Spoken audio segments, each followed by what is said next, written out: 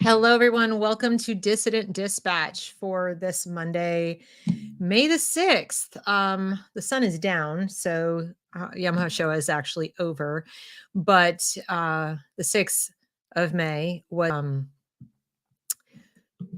it's not streaming to Rumble. Awesome. Sorry, you guys who are trying to watch on Rumble. So in any event, this was a day meant to recognize the Holocaust, the not just the victims of the Holocaust, but the survivors of the Holocaust, in particular the survivors. And it's just been an interesting time. It's been an interesting time. Hey, Ego Brain, how's it going? This is only streaming to YouTube this evening. I apologize. For some reason, my Rumble link isn't working. So be that as it may, here we are. This is a big topic. I've put a bunch of things. Are the encampments protected by the First Amendment? Did the new anti-Semitism bill ban the Bible? And who's funding all of this?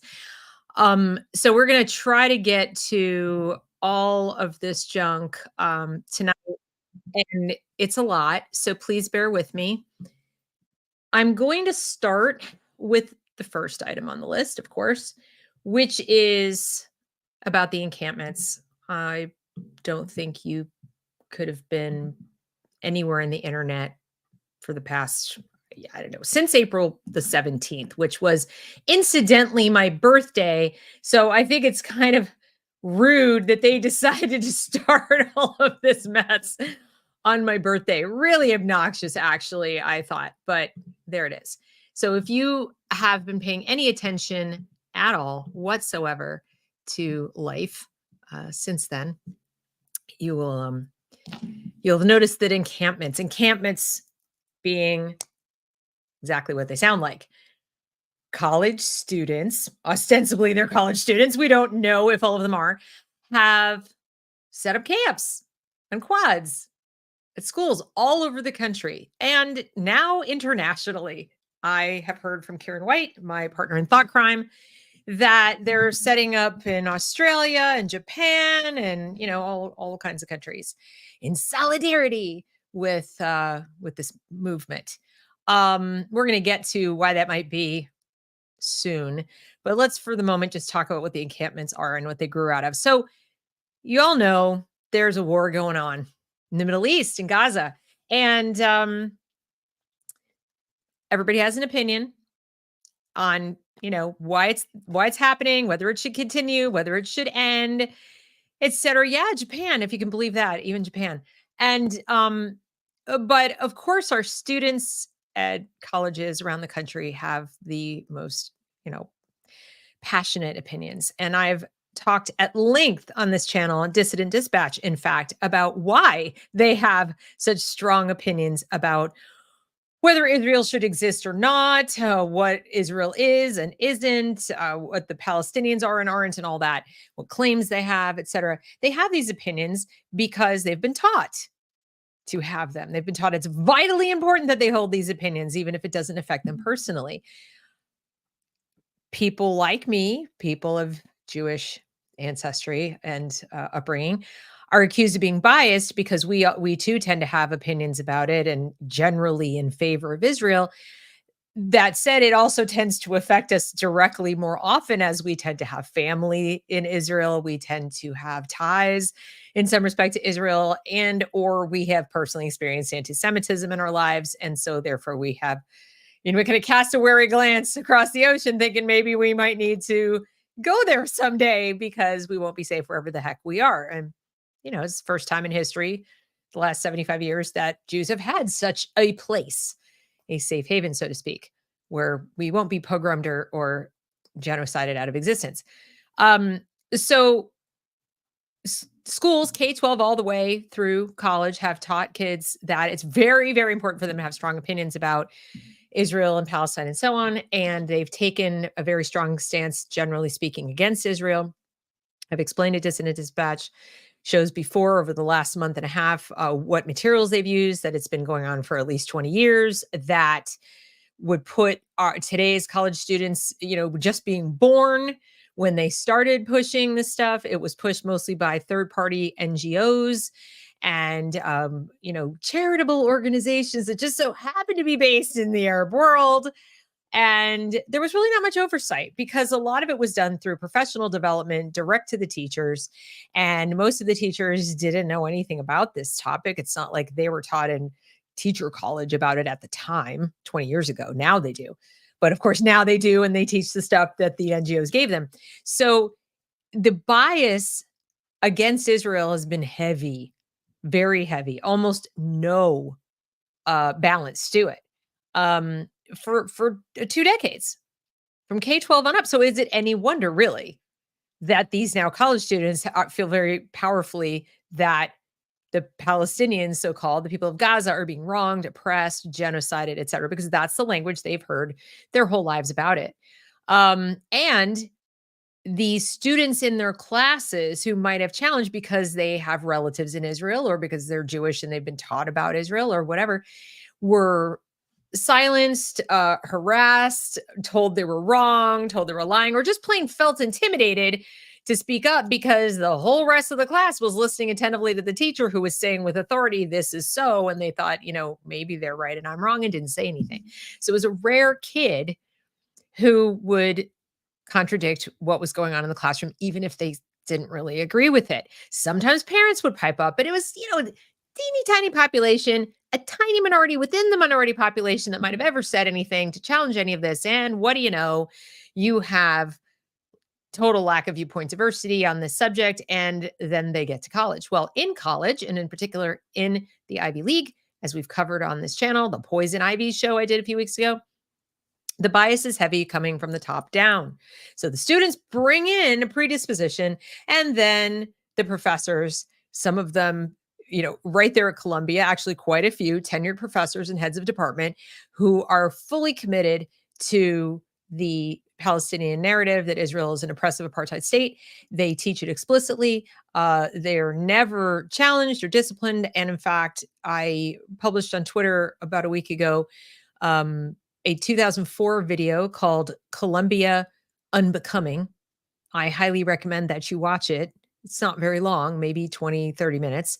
And it is a documentary with students and professors from the time, a couple professors, explaining the discrimination they faced on the Columbia campus, in particular, from professors in the Middle Eastern Studies department.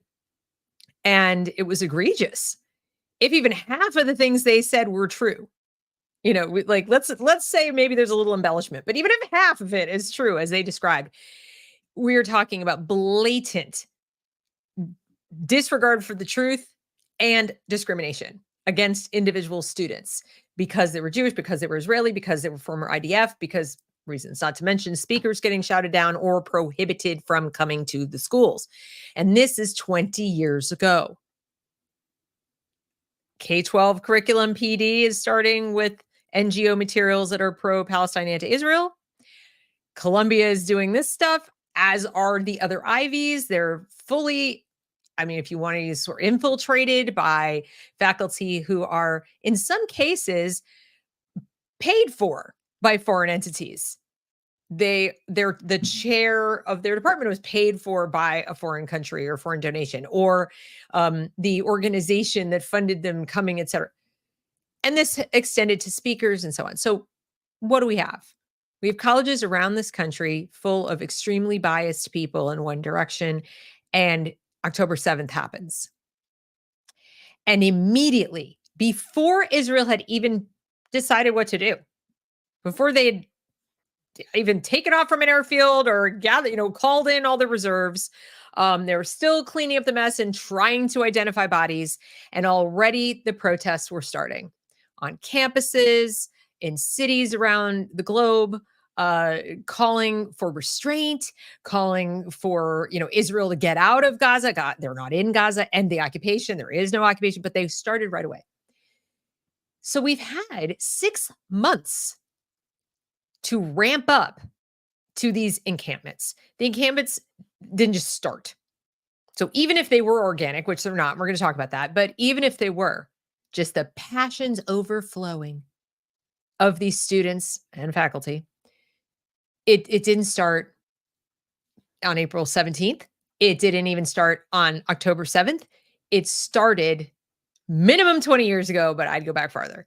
I would definitely go back farther. So, but let's go to 2004. Let's just go there. So, what began as marches, protests, chanting, flags, placards grew to we're gonna occupy, we're gonna sort of take over quads and not leave. We're gonna take over buildings. They tried that at Vanderbilt, didn't go so well for them. Remember the tampon pee in the bottle incidents? Yeah. They won't let us change our tampons and we're getting toxic shock. Okay. Well, to his credit, the chancellor there at that university um, expelled 3 students and several got arrested, and that came to a swift end. But they did try to take over the building, and I think many people thought, okay, well, that's going to put the end to that. People are going to, students are going to realize after they've seen what happened on Vanderbilt's campus that you can't take over buildings, but keep speaking outside. Yeah, they didn't work out so well. It just kept going and getting more organized to the point where now you have these tent cities with barricades and special armbands and a special uniform and masks and the whole 9 yards. You'll notice matching tents too. But the question comes up, what's happening is you start to have sort of 2 primary camps of observers out here in the grown-up world. The non-student world, or the tax-paying world, the people who are just watching from the sidelines. We don't have a kid there. We don't have, a stake in it per se, or maybe we're an alumna or alumnus of these schools and we're just watching. You have the camp that says, First Amendment uber alles, like they can say whatever. They're just exercising their First Amendment rights. So what if they're doing it on the quad? So what if they're sleeping overnight? So what? This is just a peaceful protest. They're so passionate. They care about peace so much. What's the harm? So they're living in a tent. Big deal. And then you have the other side that says, what's the harm? Look at their specific behaviors, and they'll pull out, they're blocking and barricading and intimidating and falsely imprisoning a student, like wouldn't let him go. They surrounded somebody at UCLA campus. Somebody got beaten up. So they can point to videos on the internet and say, this happened, and then that happened, and that happened, and it looks terrible. And then cut away to somebody else like AOC or somebody else from the squad. No, I went to visit. Look at me sitting and having a kumbaya moment with all these peaceful, wonderful parties. Look at them dancing. Look at them singing. This is just the love of peace on display in a little encampment. They're just not at class. They're not doing anything wrong. It's freedom of speech on their campus where they have a right to be, etc. And this is going back and forth. And then we see police come in at University of Texas and drag some people away.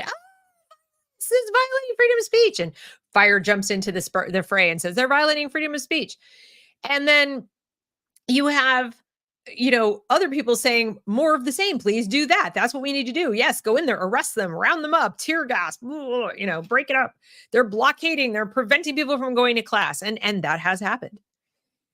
But lost in all of this is the question, what is objectively true? Like, okay, let's say they were being perfectly peaceful all the time, just sleeping there and singing and dancing and eating and not going to class, but basically otherwise just sleeping on the quad in a tent on behalf of Palestine and refusing to leave.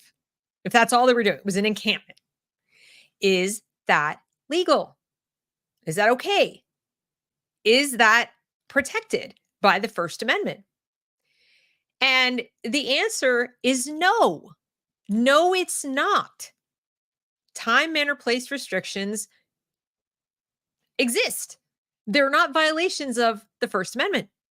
It doesn't really matter if you are being very peaceful. If there is a manner and place restriction that prevents you for whatever reason, sanitation reasons, easy ingress and egress reasons, fire code reasons. Yes, sometimes firefighters need to get onto a campus and to a building.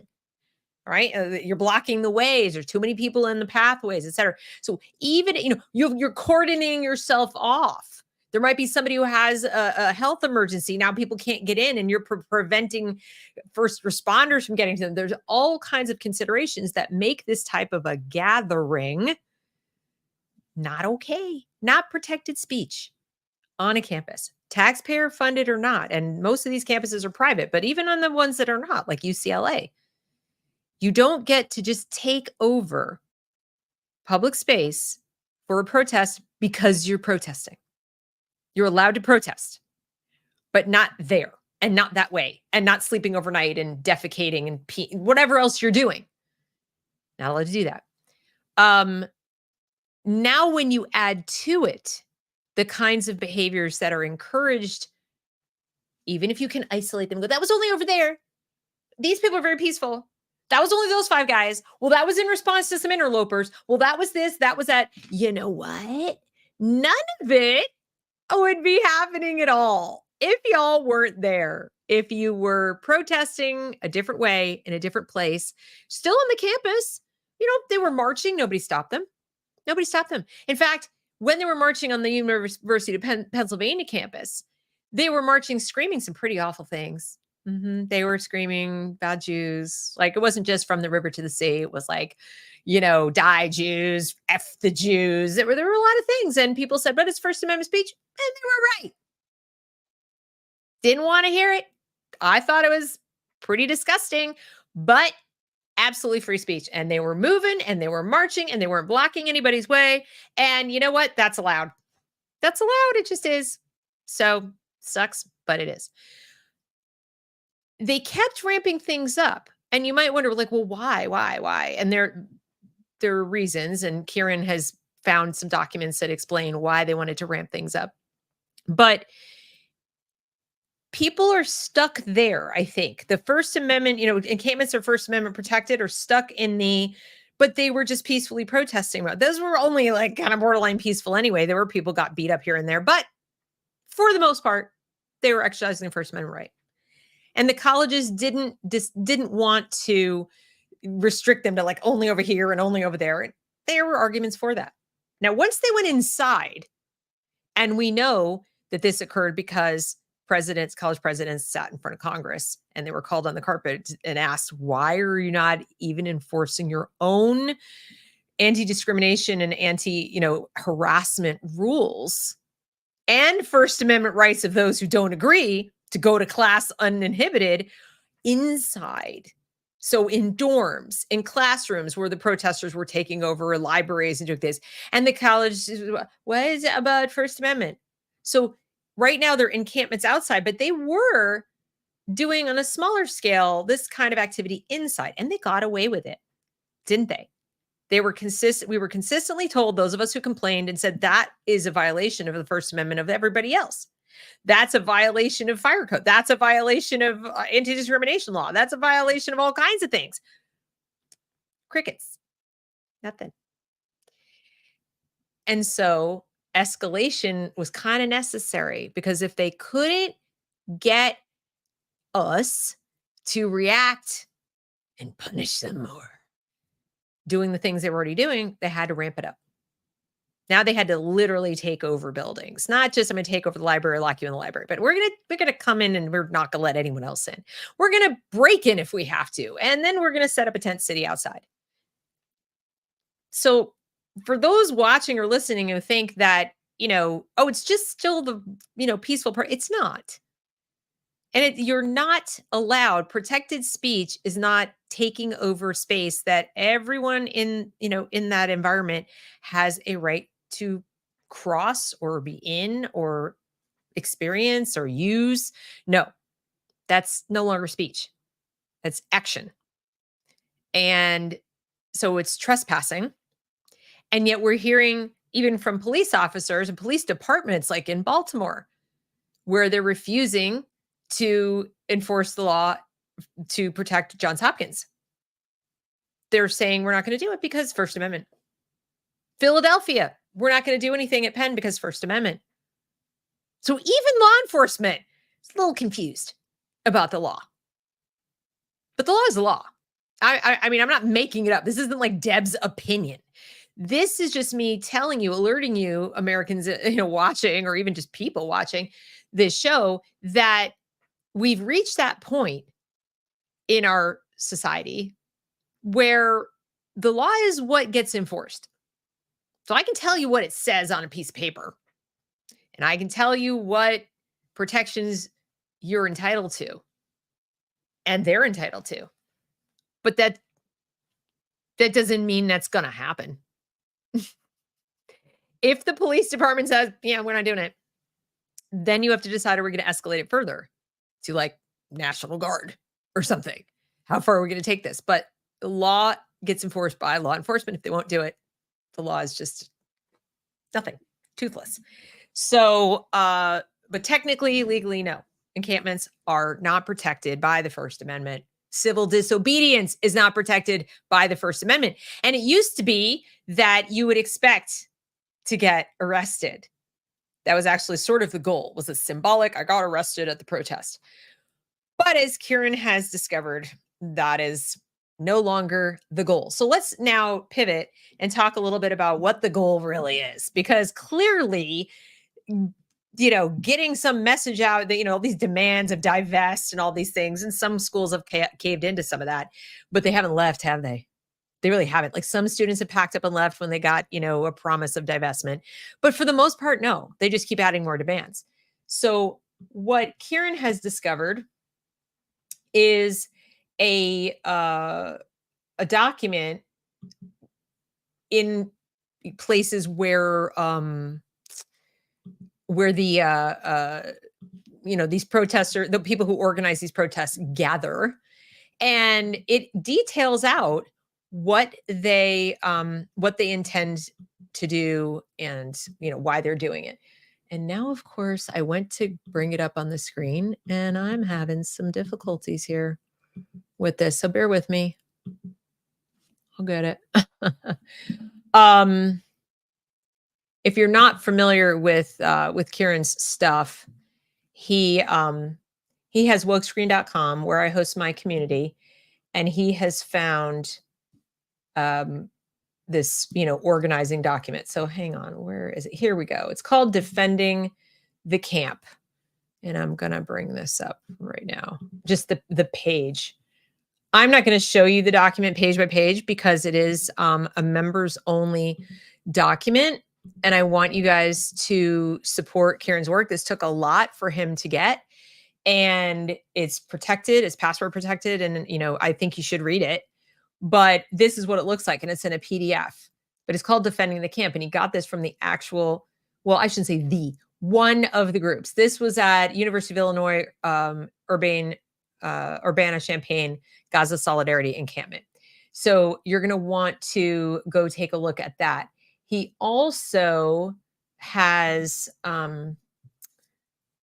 put up, for our appreciation, this. This is part of the document. It says politicians are terrified of the protests, but they're even more terrified by the prospect that the protests could continue past the end of the school year, spilling over the bounds of the campus and into a long, hot summer. It is the responsibility of anyone trying to stop this genocide to ensure, blah, blah, blah, blah, blah.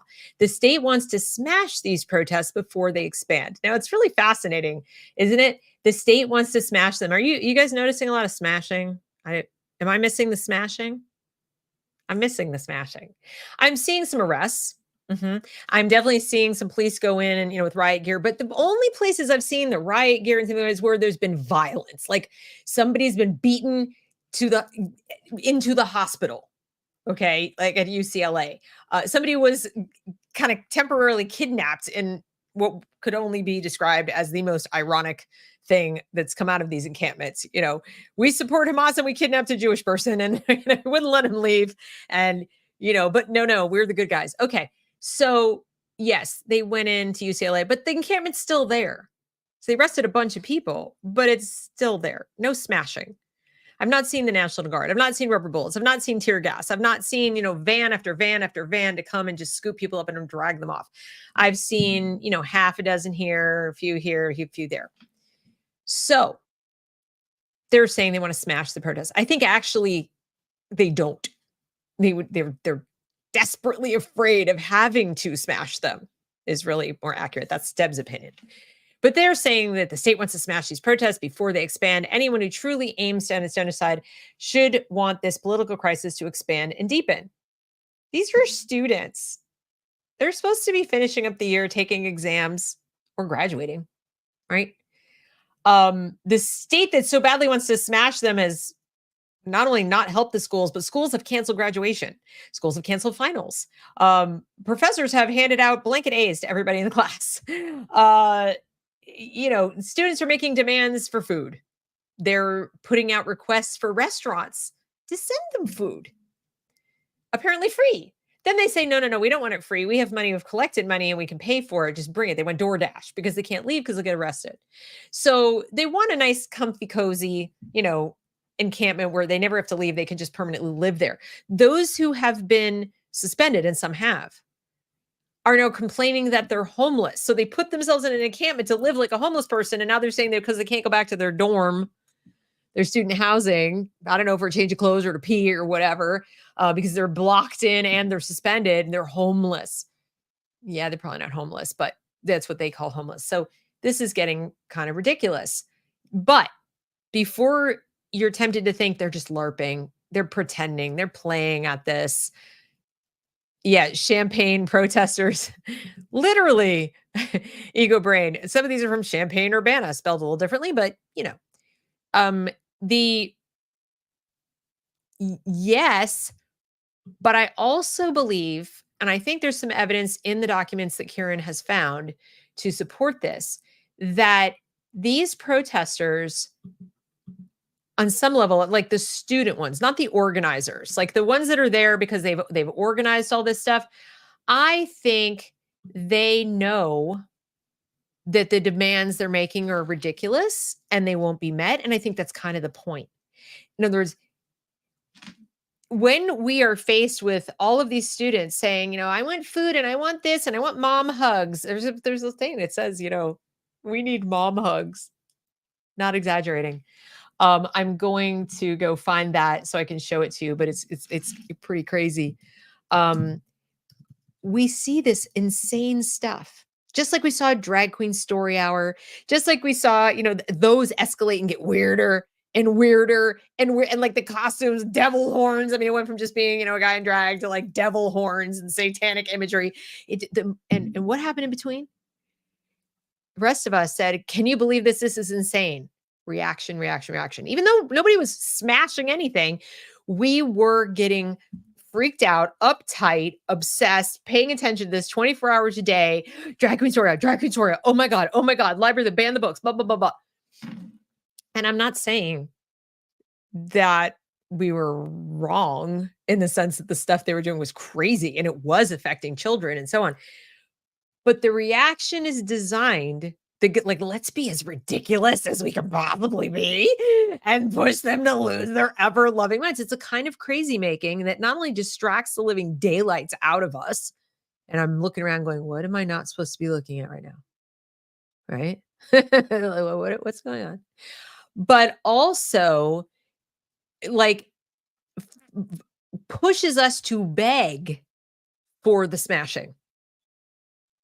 To beg for this like really violent reaction, like do something, damn it. It's getting like ridiculous. And we're getting, I think, sort of desensitized to their words.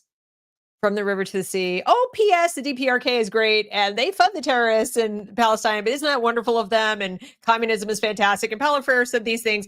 And so we're getting, I think, like desensitized to what they're actually advocating for. And Kieran's documents is heavily Marxist, like communist revolution, not anti-Semitic Islamic caliphate. But then there also is the contingent that's like, we are all converting to Islam now at USC, and we're going to line up the women and put on the hijab, and now we're all Muslims, and we're all Hamas, and we all, more 10-7s every day. So you've got sort of the communists and the, I don't know what you call it, religious fascists, and they're sort of duking it out of who's going to control this narrative.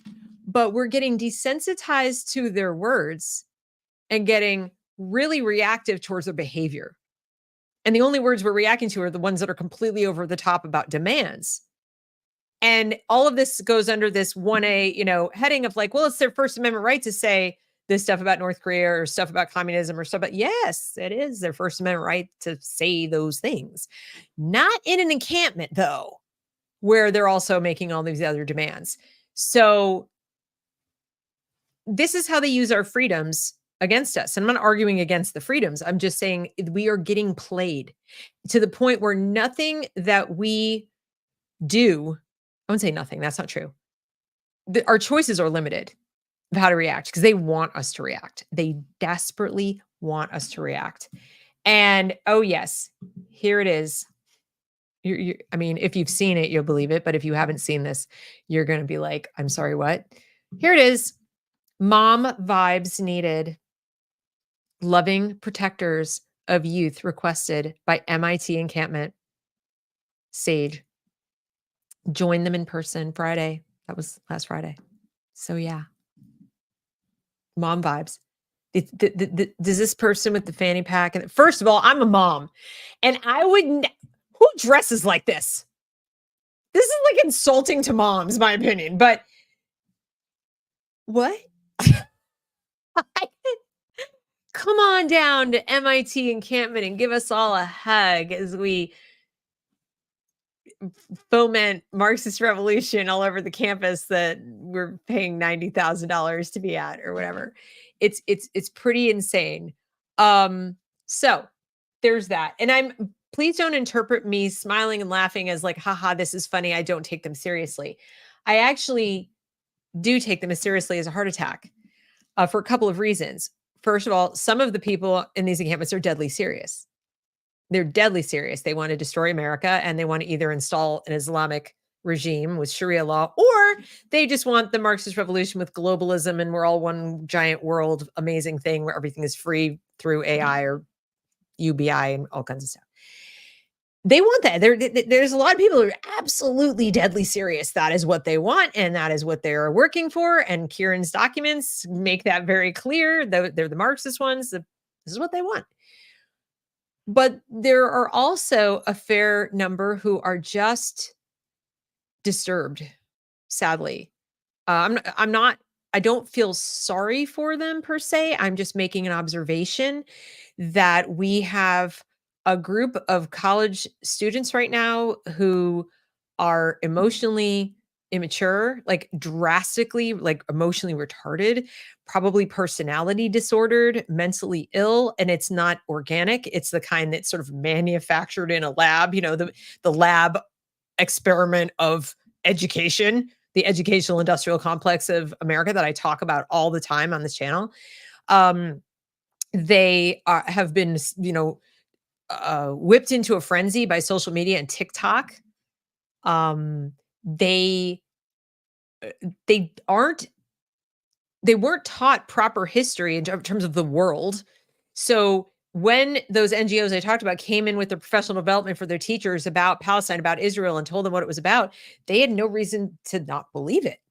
They believe that and they have nothing to replace it with, nor do they have the intellectual skills. They may be smart in terms of memorizing things, doing math, taking tests, getting into college, etc. But they're not thinkers. They're not intelligent in that way where they can actually conceptualize and integrate and, question things for real, like what is right in front of them. You see it when somebody comes to talk to them and they're like, we can't speak to you right now. You have to speak to the person over there who's authorized to speak to you. And they're followers. This may well be the first time they feel like they belong to something. Their life has purpose and meaning. And there are so many reasons for that. There are many books you can read that might explain it. But it's still a serious problem because even if you did smash these encampments, and even if you did send everybody home and you suspended or expelled everybody, okay, that's the next generation, folks. Not all of them, but let's say conservatively estimated it's 20% of them. That's still a lot of people. That's a lot of young adults. And that's assuming that all the ones who are not there for principled reasons and because they see how silly it is or they see that it's not legal and they're, just proper thinking young adults who are not just afraid they're not going to get a job if they're caught there. So I'm more inclined to think it's closer to 30% overall that agrees with them. And that's not counting the adults. That's not counting the faculty who formed rings around them to protect them, who are going out there and harassing other students. There are faculty harassing students who disagree, counter protesters. Many of whom are not there protesting like on behalf of Israel. They're just protesting on behalf of, can I go to class, please? Can you just get out of my way? Can I go back to my dorm? Can you just stop blocking this path? I don't want to walk clear around the campus. And you have faculty bullying them. So if we see hundreds of them, of these faculty, there are probably thousands. So that's one thing. I take this very seriously. I'm not laughing at this like it's funny.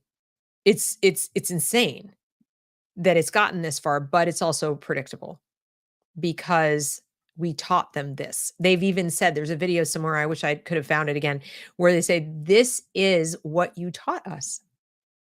Why would you expect us to do any different? They admit it.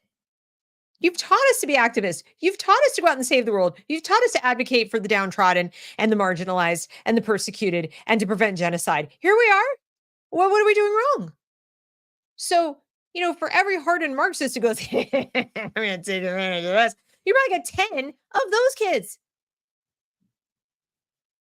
So, this is pretty predictable. I'm going to take a look at some of your comments now and see where y'all are at with your heads. Okay. So, hello to everyone. Hello, Adrian. I know you've got some weather coming in where you're at. So, everybody, say a prayer for the weather out in Tornado Alley, where it's been pretty ugly, and our friend Sarah Sophia has to deal with it. Yes, Ego Brandon, as we talked about, there are encampments even in Japan. Deuce Voltage says, how does one side with Hamas? They want you dead. I agree. But their logic apparently is that Hamas was pushed to do what they did, and it's legitimate resistance, because remember, in the critical theory view of the world, if you are poor and downtrodden and suffering, and brown, definitely helps be brown, you are the good guy. You must be the good guy. The people are only poor because somebody's oppressed them. People are only living in squalor because somebody is being mean to them. And it's not their own people. It's got to be an outsider. There's always a them to the us. So who is it? Oh, it's Israel. So they don't look at what Hamas did as atrocities. And they've said so. It's like you got to break a few eggs. Well, they asked for it. Well, I mean, this is how their morality works. Everything has to fit that mold. Once you've decided there's an us and a them, once you've decided the haves are bad and the have-nots are good, well, why wouldn't you support Hamas, right? According to them. Like, why wouldn't you support their resistance, their passionate, violent resistance to decolonize, if that's what you believed was going on? If you didn't know that Israel itself was a successful decolonization project, wouldn't you be like absolutely adamant that you have to help the good guys? So that's how the critical narrative works. That's how intersectionality works.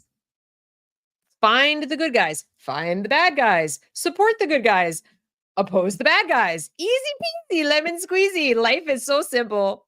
No complexity whatsoever. I don't have to think. It's very, very simple. So this is how they have been taught to see the world their entire lives from kindergarten on. Why would we expect them to think any differently? And then Sophia says, yes, encampments are not protesting. And yet, strangely, I have this argument every day. Every day, there's somebody who says, it's their First Amendment right. Hi, Esteban. How are you? So, Ego Brain says, that's what I've been saying. We have the right to peacefully protest, not to do it anywhere we want while doing what we want. Right. It's like all the other things that you're doing while you're speaking are not part of your protected speech. Time, manner, place. It's part of the manner thing. And if you do it without any manners, then maybe it's not so free anymore. Free speech is not absolute. It's just not. Like, you can't threaten somebody's life without at least being looked into. I mean, you can say, I'm gonna kill you, whatever. And then you can make the argument, well, that was, yeah, hyperbole. Okay. But the person you threaten could report it to the police, and the police could use their discretion to investigate to see if there's any probable cause to investigate further and see if maybe your words might carry some weight and you might be doing some actions, as Esteban would say, to go with your words. That would maybe warrant investigation, but they're not going to like throw you in prison because you said it. But that still doesn't make it absolute. If it were absolute, it'd be like, what? They threaten your life. What? What do you want us to do? Well, could you maybe look a little further into it? Because I'm really scared. No, that would be absolute free speech rights. No, we're not going to do that. That's totally fine. But they've said it like 10 times over the past month, and they actually like spray painted it on my driveway. They spray painted on my driveway. Oh yeah, well that's vandalism. You sure it was them? Yeah, caught it on my camera.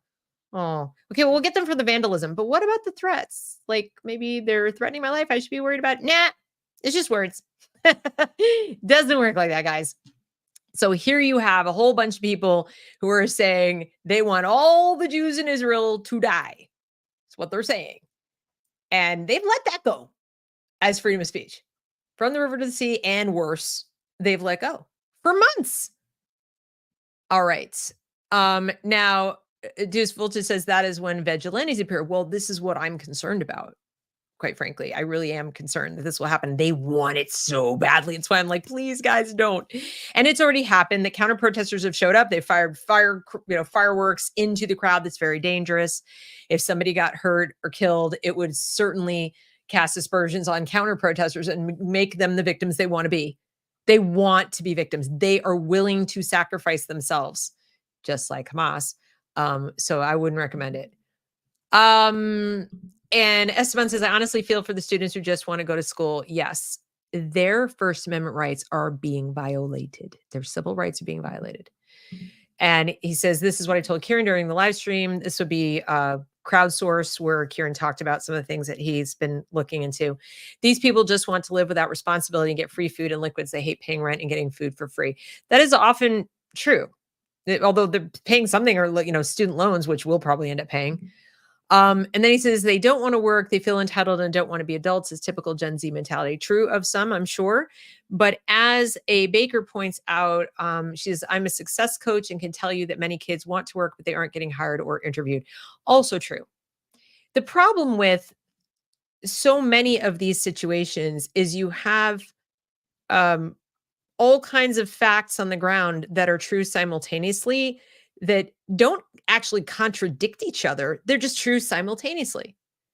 But we're so accustomed to narrative building and then attaching ourselves to a narrative that we tend to like shove the ones that, the stories or the facts that don't suit out and think it's all like this or it's mostly like that. When in fact, as I said, there are a lot of kids there who are just lost souls. And I don't pity them because they're adults and at some point, and their parents ought to come take care of them. But where are their parents? Where are the people who love them? Surely they exist somewhere. Weren't they showing up? I mean, if one of those were my kid, I'd be in the car. I'd be down there at the encampment and I'd be like, look, it's really very simple. You're coming home with me right now. We're going to have a conversation. This isn't happening. This isn't happening. I'm not going to stop loving you, but you're not going to come home to my house if you continue this behavior. And I'm not going to pay for whatever I'm already paying for. And it's done. It's done. If you take this on, if you make this more important than our relationship, than anything else, than values that you were raised with, to not behave like a flaming asshole, because that's basically what they're doing in the end, then I'm going to drive away without you, but don't call me. And when you get arrested, don't call me. And, I'll be loving you from a distance, but I'm not getting involved. But I would at least try. Where are they? Maybe they've been gone. Maybe they've been told, F off, mom. I don't know. It's possible.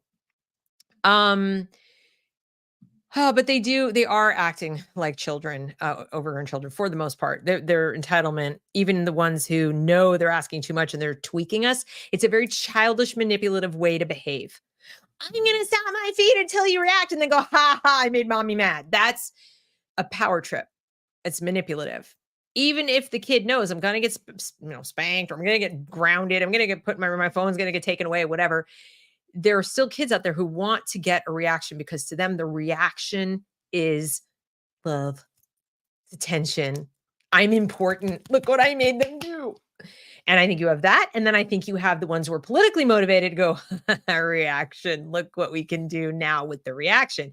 Now we have footage of them being fascists or whatever. So you've got both things going on simultaneously. Step Down says, I think this protest energy has been tapped into by greater powers who see this as an opportunity to introduce restrictive policies. It is also part of a carefully curated shift to the right. Aha. Aha. Somebody gets it. Very good. Yes, I agree. I think, whether you call it right or even restrictive left, it sort of doesn't really matter. It is associated more right wing to be like very top down, authoritarian. But I do believe that this is a concerted effort to get the normies begging for a smashing. And I think the Marxists that are in this kind of don't care. If that happens, if they win, if there's a smashing, and so do the more fascistic elements of government that want to just, control our lives and be more like China, let's say.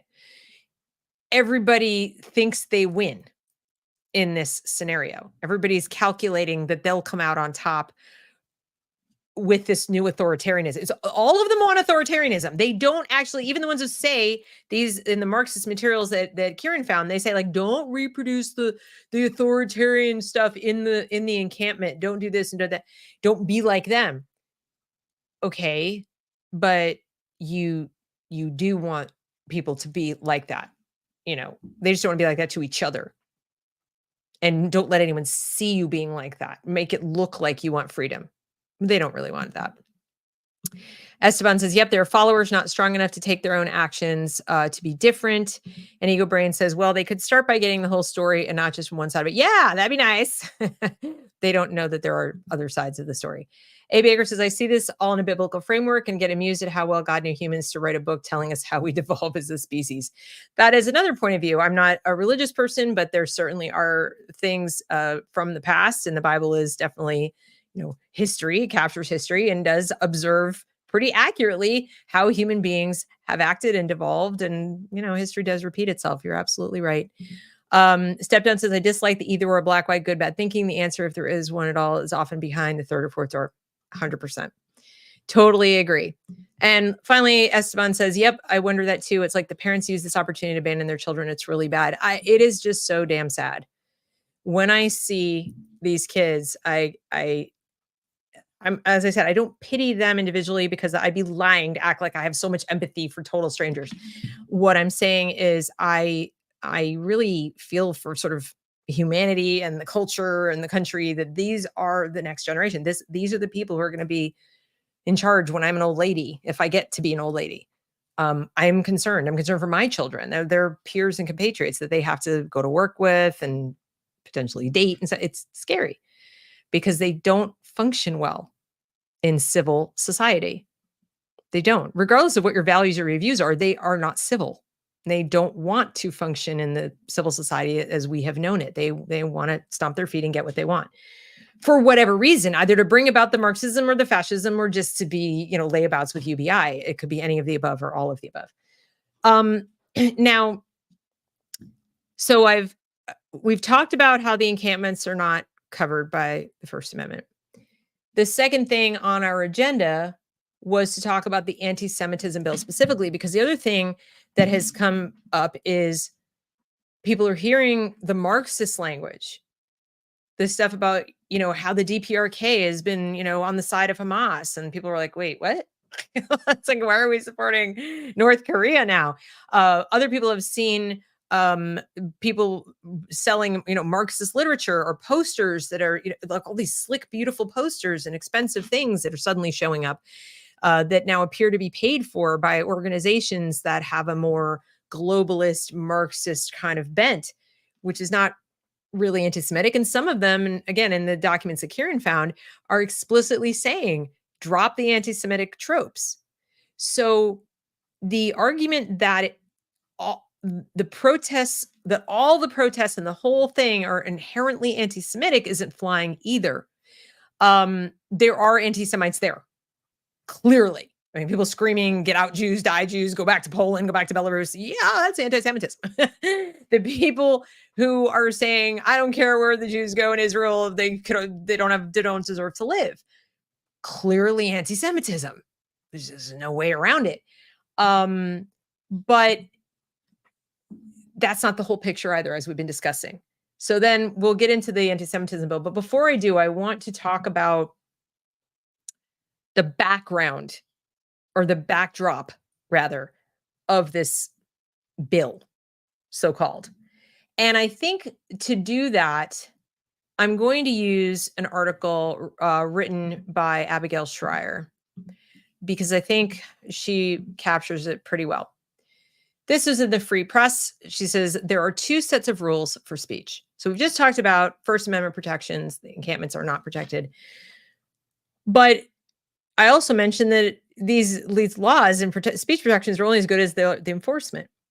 And when it comes to the First Amendment, it's not enforced equally. There are two sets of rules, and especially in college campuses.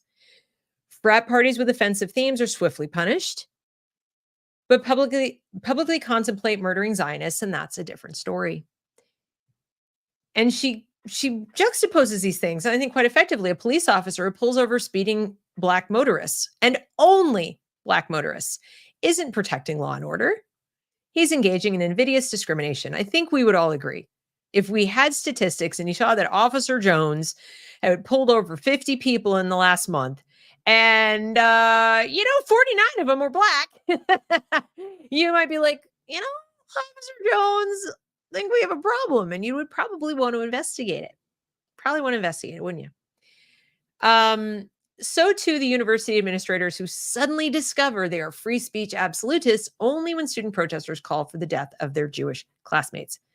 So instead of keffiyeh, imagine them wearing KKK hoods, and they're occupying in little tents the quad, and they've got a burning cross.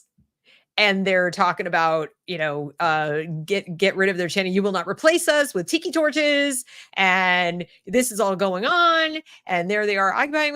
Would that be okay? Or do you think this would have not gotten to encampments? Do you think it would started off on October 7th after, let's say some KKK people like murdered a bunch of,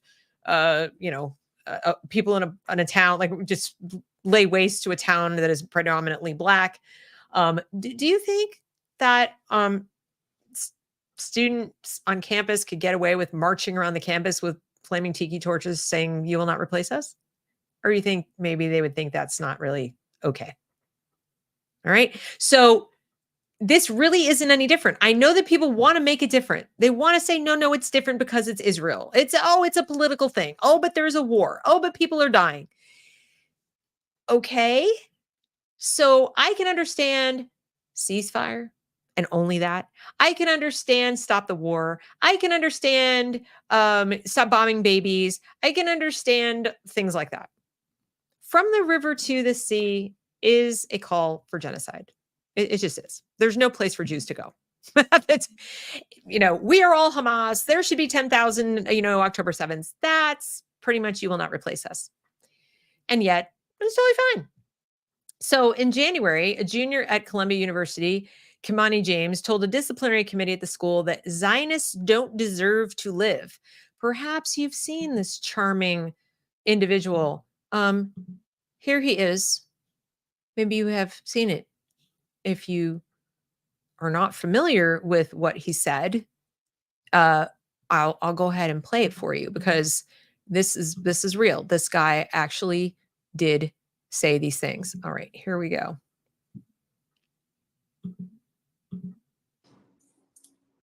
Hello? Can you hear me? Yes, I can hear you both. Okay. Good morning. My name is Sasha Wakadaway. I'm one of the associate directors in the Center for Student Success and Intervention.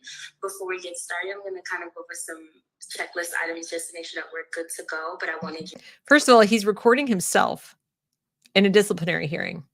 So first they get into like, some stuff and he's not really talking. Be a sanction attached to it after this conversation.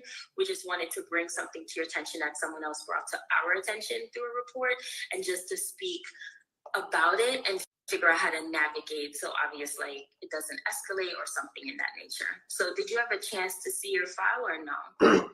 No, I haven't. I emailed an Anelia, I believe, is Let me see if I can fight.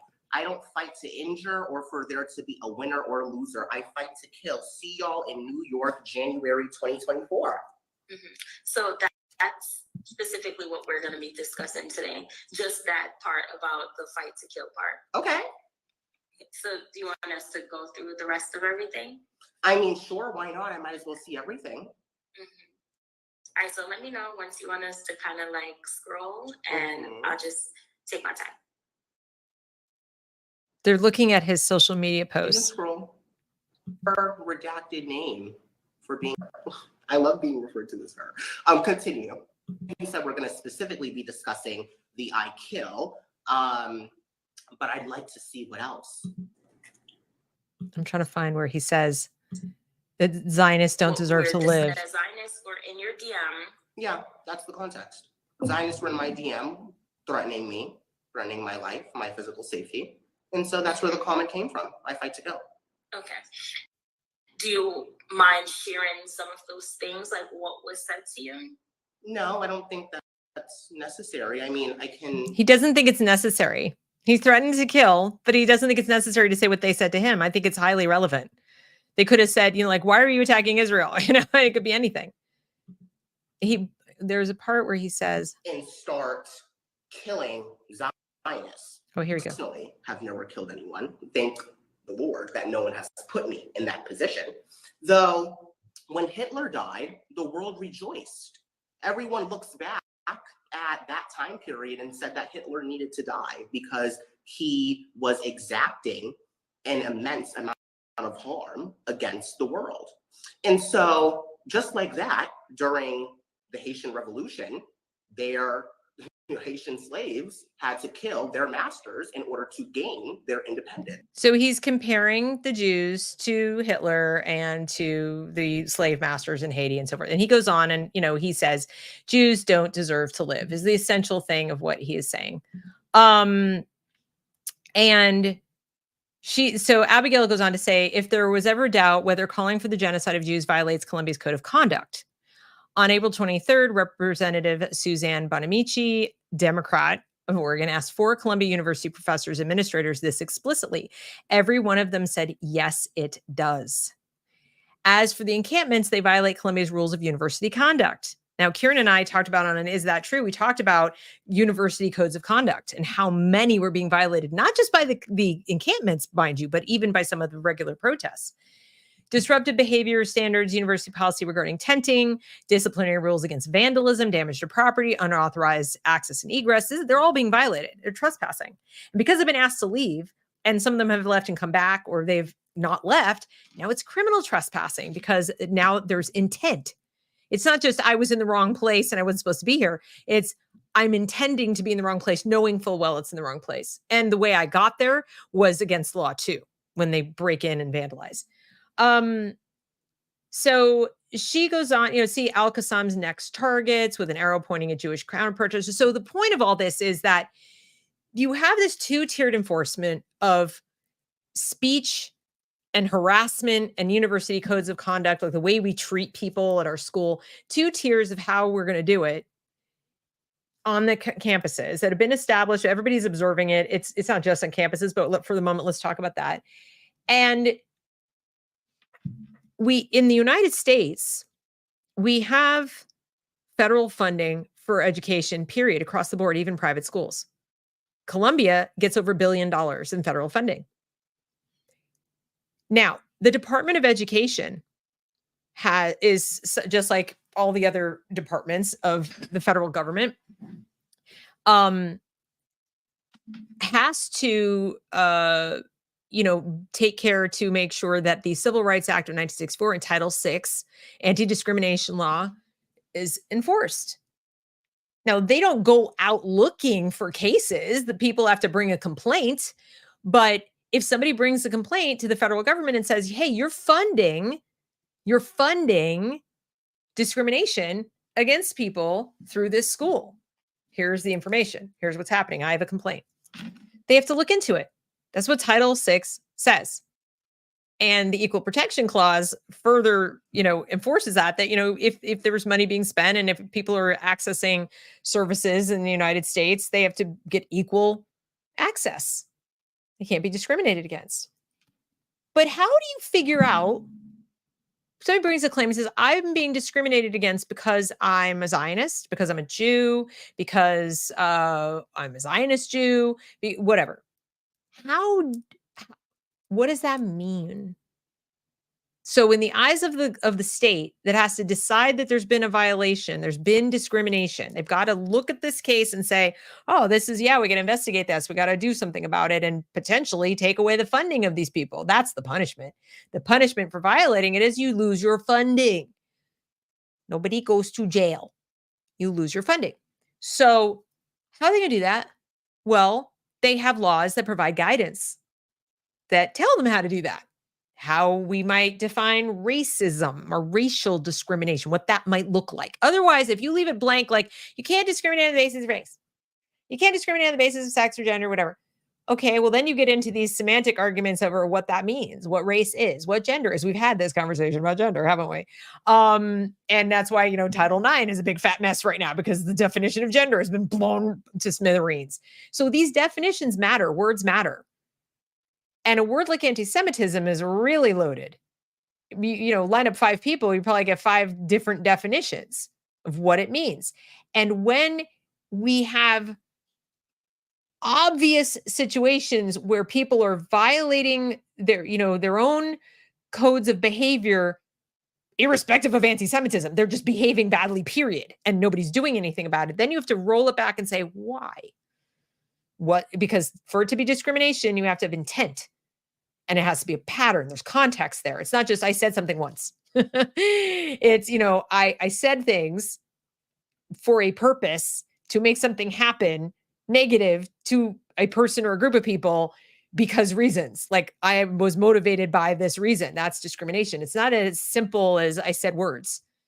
So how they do that is they have these laws with this guidance of what these words mean. And one of them is, defining anti-Semitism. Now, from 2016 to 2019, countries and states, countries all over the world and states in the United States voluntarily adopted something called the IHRA definition or working definition of anti-Semitism, which is this. Okay. And if you're not familiar, the IHRA is the International Holocaust Remembrance Alliance. It's a third party. It's not part of the United States. Okay. So you can see all over this. It's a non-legally binding definition. It's not a law. It's a definition. And the way they talk to experts on how these kinds of manifestations of anti-Semitism were sort of manifesting all over the world. What kind of patterns were they seeing? How were people finding ways to discriminate against Jews and, potentially without it being, I hate Jews, like something that's a little more subtle. And they came up with this newer definition. So on May 26th, this was just in Bucharest, the plenary adopted the following non-legally binding working definition. Anti-Semitism is a certain perception of Jews which may be expressed as hatred towards Jews. That's the obvious one. Rhetorical and physical manifestations of anti-Semitism are directed towards Jewish or non-Jewish individuals and or their property, towards Jewish community institutions or religious facilities. Okay. But they still say rhetorical and physical manifestations of anti-Semitism. So you get to that rhetorical and like, well, what would that sound like? What's a rhetorical manifestation of anti-Semitism that isn't, oh, I hate Jews? Okay. So what they came up with were these contemporary examples of anti-Semitism in public life, the media, schools, the workplace, and religious sphere that, that people could taking into account the overall context. This is very, very important. Taking into account the overall context, not just random schmo walking down the street saying mean words, but in the context, let's say, of a classroom. And this is a professor with the power to fail you in the class or throw you out of the class or harass you or encourage the other students to harass you or otherwise make you literally unsafe because they're an authority figure. A pattern of things, right? So context matters. So calling for, aiding, or justifying the killing of harm Jews, duh. Making mendacious, dehumanizing, demonizing, or stereotypical allegations about Jews, such as such, or the power of Jews as a collective. Jews run the world. Jews run everything. Jews run the country. Jews run our government. The Jewish lobby. The Jewish this. The Jewish that. Okay. The myth about a world Jewish conspiracy. Jews control. These things are all. I would say, well, what if somebody believes that? Can't they say? Of course, they can say it. They can say it. They can believe it, especially in the United States. We don't have laws against these things. Now in the UK, I don't know. But here, you can say these things. You can believe all you want. Go on social media and spew all this shit all you want. But what you can't do as a teacher in a classroom is say these things as though they're facts to to your students.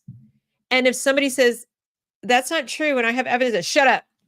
You're wrong. You're a liar. You would say that. This is hired speech. Or a bunch of students say, oh, Zionist, pig, Nazi, blah, blah, blah, blah. And the professor goes, doodly-doo-doo-doo-doo. Doesn't do anything. School doesn't do anything. Allows it to occur. Jewish kids in the class, Zionist kids in the class, maybe they're not even Jewish, maybe they're Christian. They're like, I got to get out of here, or I could just shut up. I can't. That's not freedom. Their freedom of speech is being violated, and they're being harassed now. So it's not about the saying. It's that whole context. So it may be saying these things may be anti-Semitic. There are plenty of cases where it is. I would argue the other way is not true. To say it's never the case. It's never anti-Semitic to say that Jews run the world. Really? I mean, come on.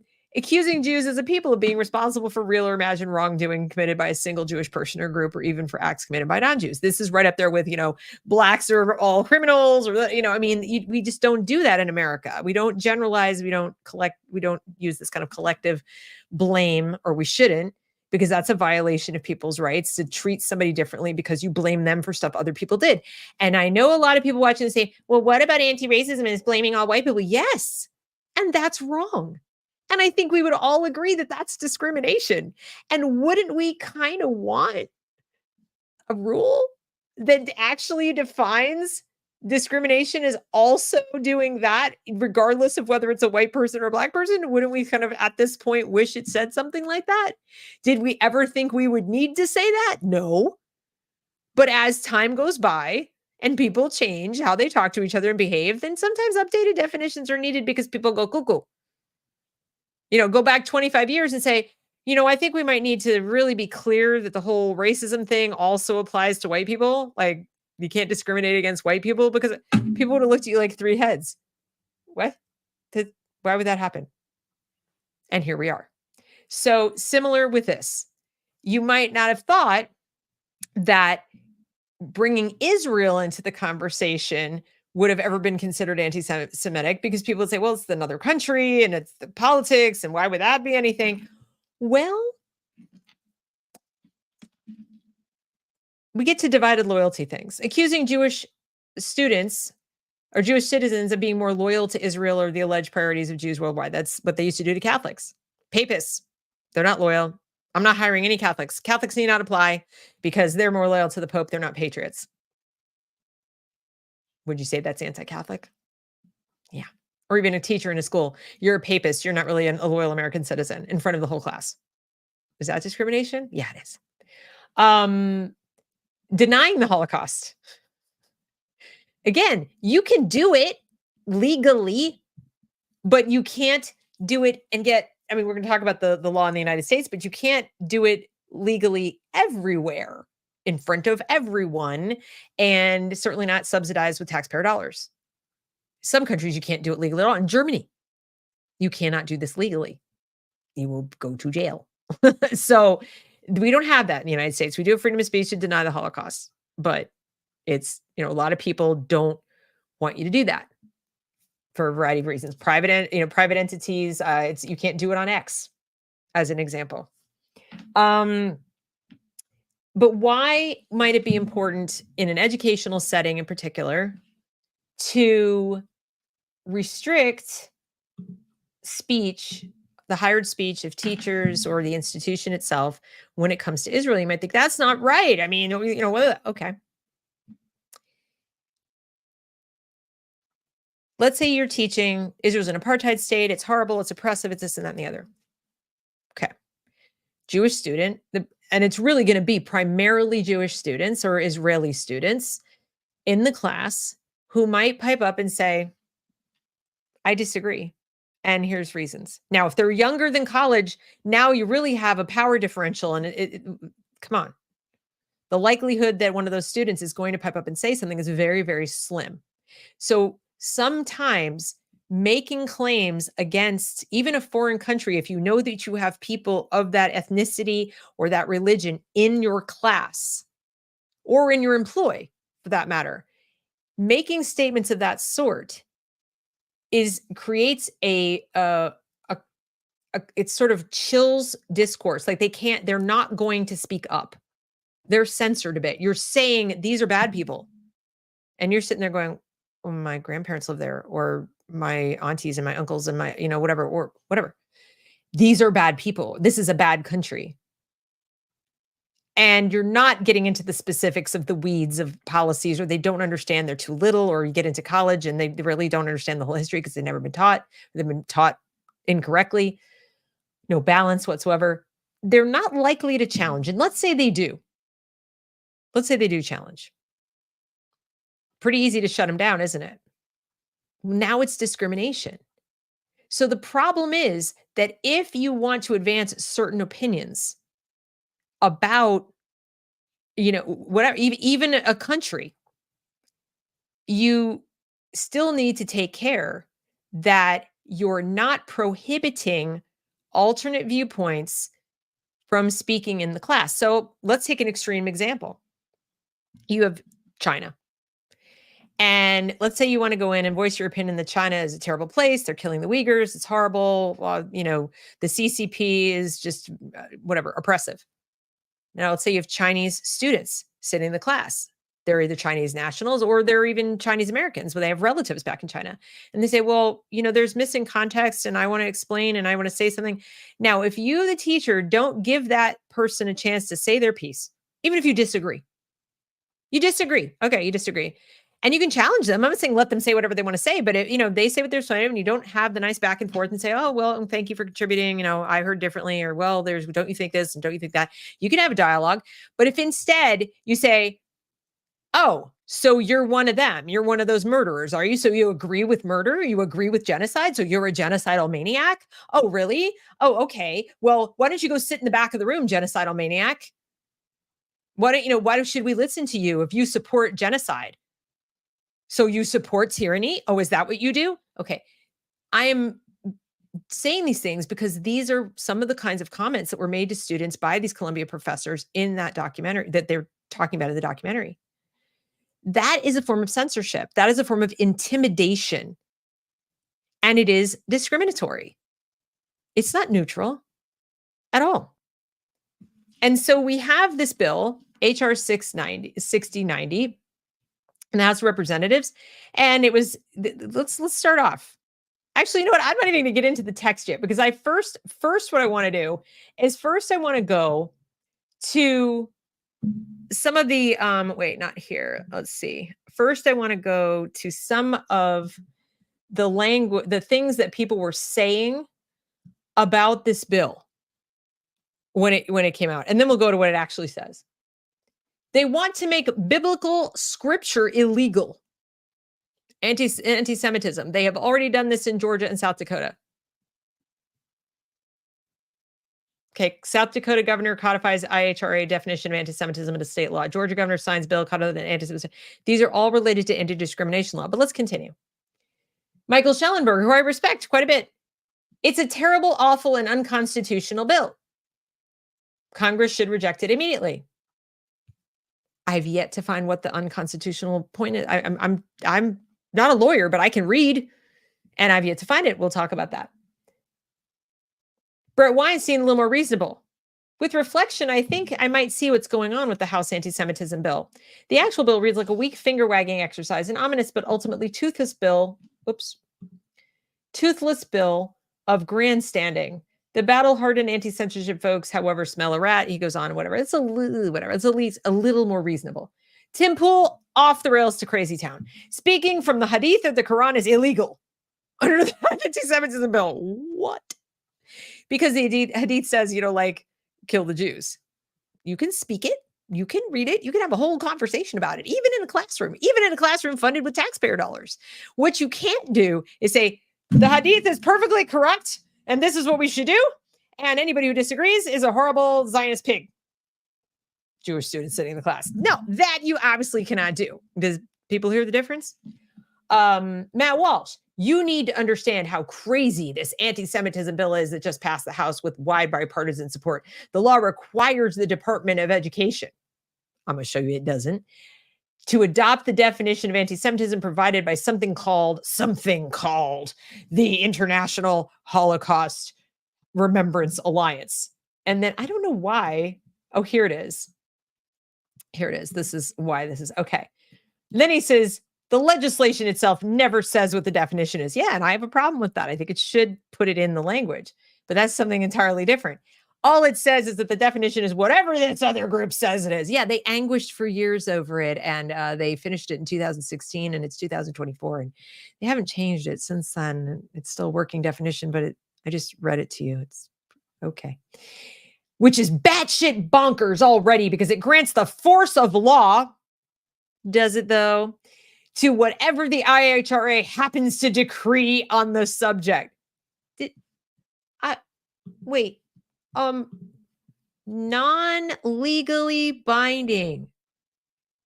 I wonder what that means. Okay, let's continue. Force of law, though. I said so because I'm Matt Walsh and things and stuff. All right. The bill also specifies that the examples of anti-Semitism that IHRA subjectively came up with, no, there's reasons, and I've explained some of them to you, but I could go into more detail if you wanted, will be included in the legal definition. What happens when IHRA adds new examples? Now, again, that is a challenge. If they want to add new examples and they're automatically added in, I don't like the precedent that sets of leaving it open-ended, but it's not legally binding. And when I show you the bill, you'll see that it doesn't require the Department of Education to do jack shit. So why is some organization given this kind of legal? Well, it's pretty tame. They're not really given much of anything, except they could rewrite the definition and we could go, oh, well, they rewrote it. Yeah, we're not going to use that. And you'll see the language allows for that. What are the examples? Some of them are non-controversial. Okay, we saw that. And then he says, but it also says that a very wide swath of criticism directed at the Israeli government denying the Jewish people the right to self-determination by claiming the existence of the state of Israel as a racist endeavor. That's criticism of the government. That's a criticism of that it exists. I think that's a little strange. Are we going after Ukraine? How about Armenia? Those are disputed. But, would we call it anti-Armenian to say Armenia shouldn't exist? I think we might. Okay. They consider the double standard and now will be legally classified as anti-Semitic hate speech. First of all, the words hate speech are not mentioned anywhere in the bill, like nowhere. And all it's saying is you can consider having a double standard. In other words, Hamas can kill people. It's totally fine. Hamas can invade, Hamas can kill, Hamas can rape, Hamas can do these things because reasons. But Israel cannot fight back and defend itself because reasons. That's a double standard. Or if you prefer, they throw gays off of a crane in Iran, and they're very, they violate human rights every day there. Iran can head up the UN Security, the Human Rights Council, no problem. They can be on it. It's fine. But Israel, puts Hamas terrorists in prison. Oh my God, for human rights violations. I mean, that's a double standard. If you're going to accuse one of doing human rights violations for something really, really tame, and then you're going to look the other way at very obvious human rights violations and never talk about it in an educational setting, because this is all to do with the Department of Education. Remember, what's the big deal? But okay. You aren't allowed to accuse Israel of genocide or racism. You can do whatever the hell you want, Matt. Go for it. You just did. Okay, go for it. Go stand in the middle of the road and scream it to the top of your lungs. You will not get arrested. What you cannot do is you cannot uniformly, like unilaterally do that and not allow anyone to challenge it. Remember context? Yeah, you just dropped all of it. That's okay. The cherry on top is that none of this has anything to do with what's happening on college campuses right now. What? Nothing to do with it? I think it's a little bit to do with it. A little. I admit it. It's not all anti-Semitism. No, of course not. It's a lot of things. But it's a little bit. Yep, definitely there. We've heard it, Go back to Poland, go back to Belarus is not exactly not anti-Semitic. If we just enforce the laws, this wouldn't be a problem. Which ones would you like to enforce, Matt? And how would you like to do that? It's not complicated at all. So anyway, this is the kind of unhinged, overwrought rhetoric that was going on. Okay, then there was somebody else. Okay, I have to go find this other woman who literally went off the rails. I'm trying to find where it is. Because she also said some crazy stuff about the bill, and now I can't find it. But she said that, Christianity was being banned, the Bible was being banned, all these things are being banned. I think it's time to look at the bill. And let me preface this by saying, I'm not supporting the bill as such. I think it highlights a bunch of shit I don't support from the get-go, like the Department of Education, like federally funding education, like having the government anywhere to do with education. This exists because of Title VI. Title VI exists because why? Why does Title VI exist, Deb? Oh, let's go look. It exists because, hang on. And I'm going to show you something. Okay, here we go. This, by the way, please note the date, December 2019. Who was president in 2019? Who was that? Oh, right, Donald Trump. Okay, so anyway, his administration adopted the IHRA definition for themselves. They just didn't they didn't make a bill for the Department of Education, but they adopted it within the administration. But here we go. Title VI of the Civil Rights Act of 1964 prohibits discrimination on the basis of race, color, and national origin in programs and activities receiving federal financial assistance. Is reading the Quran subsidized activity just on a daily basis? Is reading the Bible subsidized daily activity, especially in schools?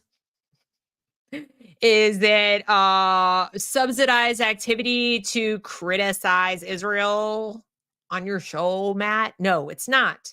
You're not receiving federal financial assistance. Suddenly, all these conservatives very much want their government cheese while they say anti-Semitic stuff without getting punished. And I'm like, I find that very unusual. I mean, shouldn't you just not like Title VI?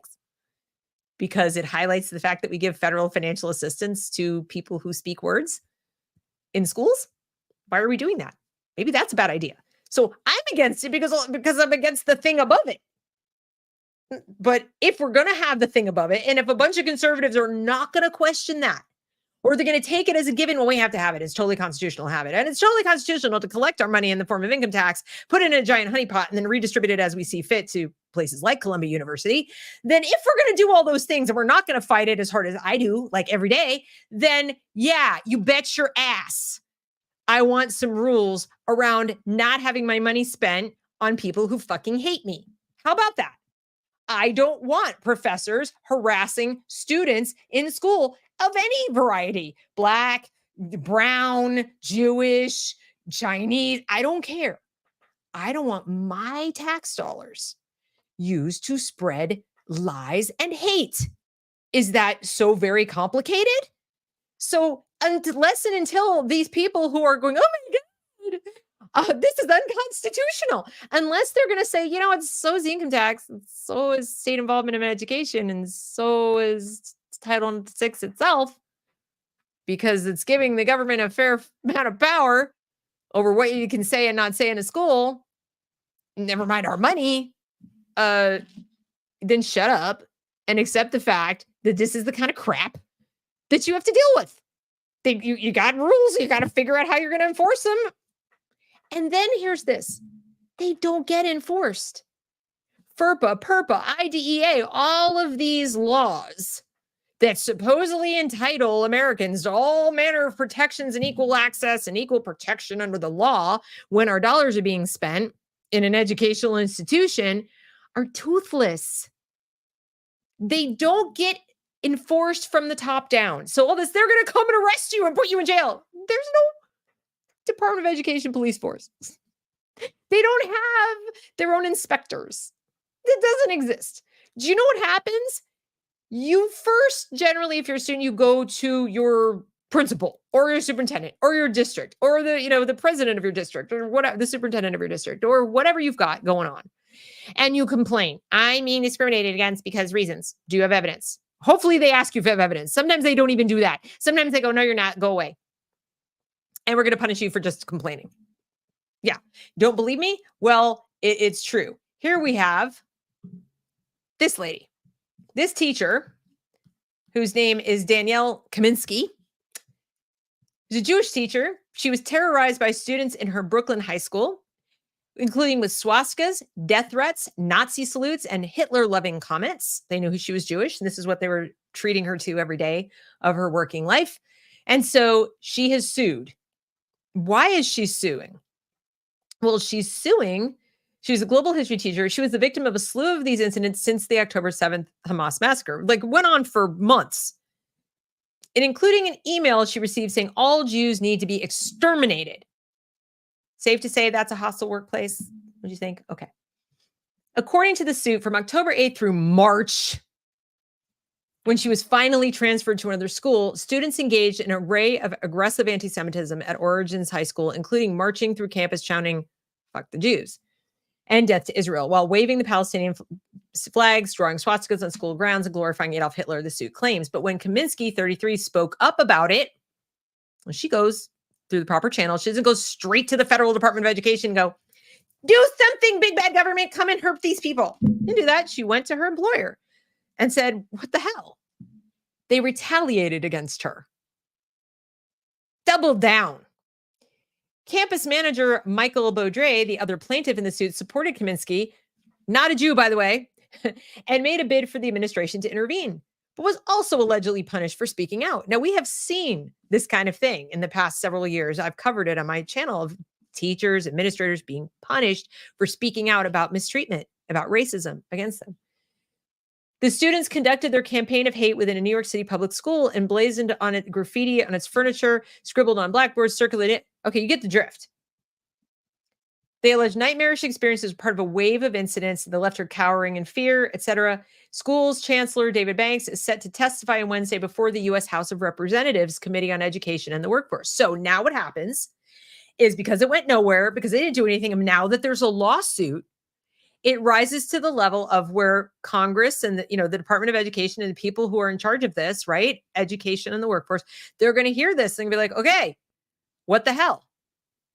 Now, in order to decide if what she's describing is anti-Semitic, they're going to go to 6090 or whatever they had before. If they'd gone before 6090 passed, they would go to that and look at their definition of anti-Semitism for guidance. If it weren't blatantly obvious, like all Jews should die, okay, that's pretty obvious. But if it was something else, they would go to that and they would look at everything she's bringing to bear, and they would look at that IHRA thing and they would put it together and they would decide, it's still at their discretion, if discrimination had occurred. And if discrimination occurred, they're still not going to take the money away. They don't go, that's it for you. No more cheese for you. You're done. They then give them a chance to remediate. They give them a chance to make good. They give them and of course, if they decide it was discrimination, now they got a civil lawsuit. They probably have damages and so forth. But the punishment is go fix it, or else you'll lose your money. The remedy is the institution gets punished by the government, not the people. The students aren't going to go to jail. Their parents aren't going to go to jail. Anybody else who participated in the school isn't going to jail. Nobody is going to be deprived their freedom because they spoke these words. The school is going to be punished for the workplace harassment and the anti-Semitic discrimination against this teacher, when I guarantee you, if she were Black and those students were going whole hog and calling her the N-word and all kinds of things and saying that she needs to be exterminated, it would be George Floyd on steroids. That's also a double standard. So this, when I hear people going, it's not necessary, why don't we just enforce the rule? Okay, well, it doesn't get enforced. And this isn't even going to help. It really isn't. So my other gripe about this is it's a whole lot of pandering and it's a whole lot of words. It's not going to really do anything, but all the more reason not to have a meltdown, Matt and Tim and everybody else out there going, that just proves that Jews are... And I'm like, thank you for illustrating why bills like this might be appealing. Thank you for illustrating the point that we need a little bit more nuanced definition of anti-Semitism than I hate Jews, that may be freaking out and saying things like, see, the Jews run the country. In response to this is kind of proving the point a little bit. But anyway, let's look at the language. A bill to provide for the consideration of a definition.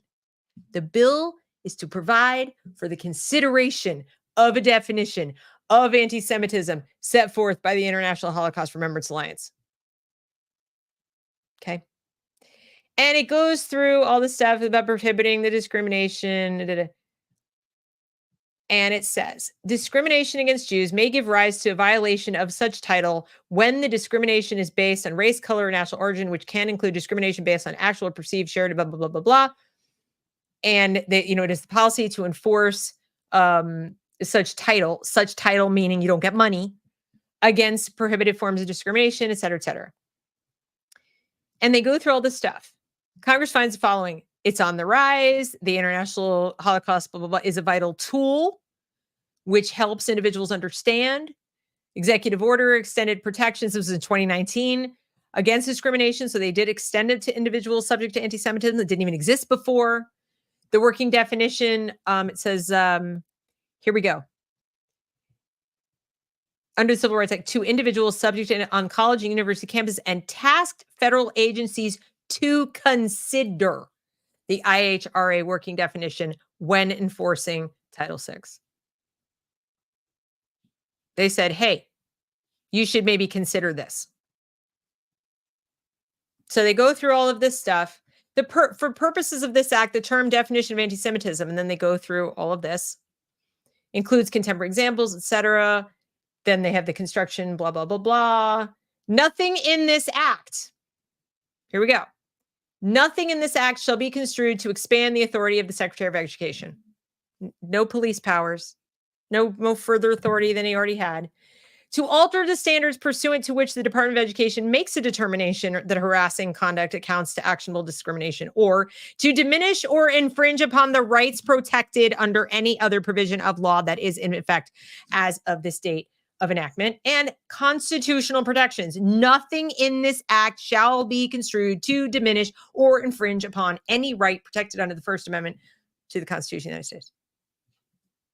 And yet, this unconstitutional law. So I wanted to bring this up because I don't think it can be said often enough that journalistic ethics matter.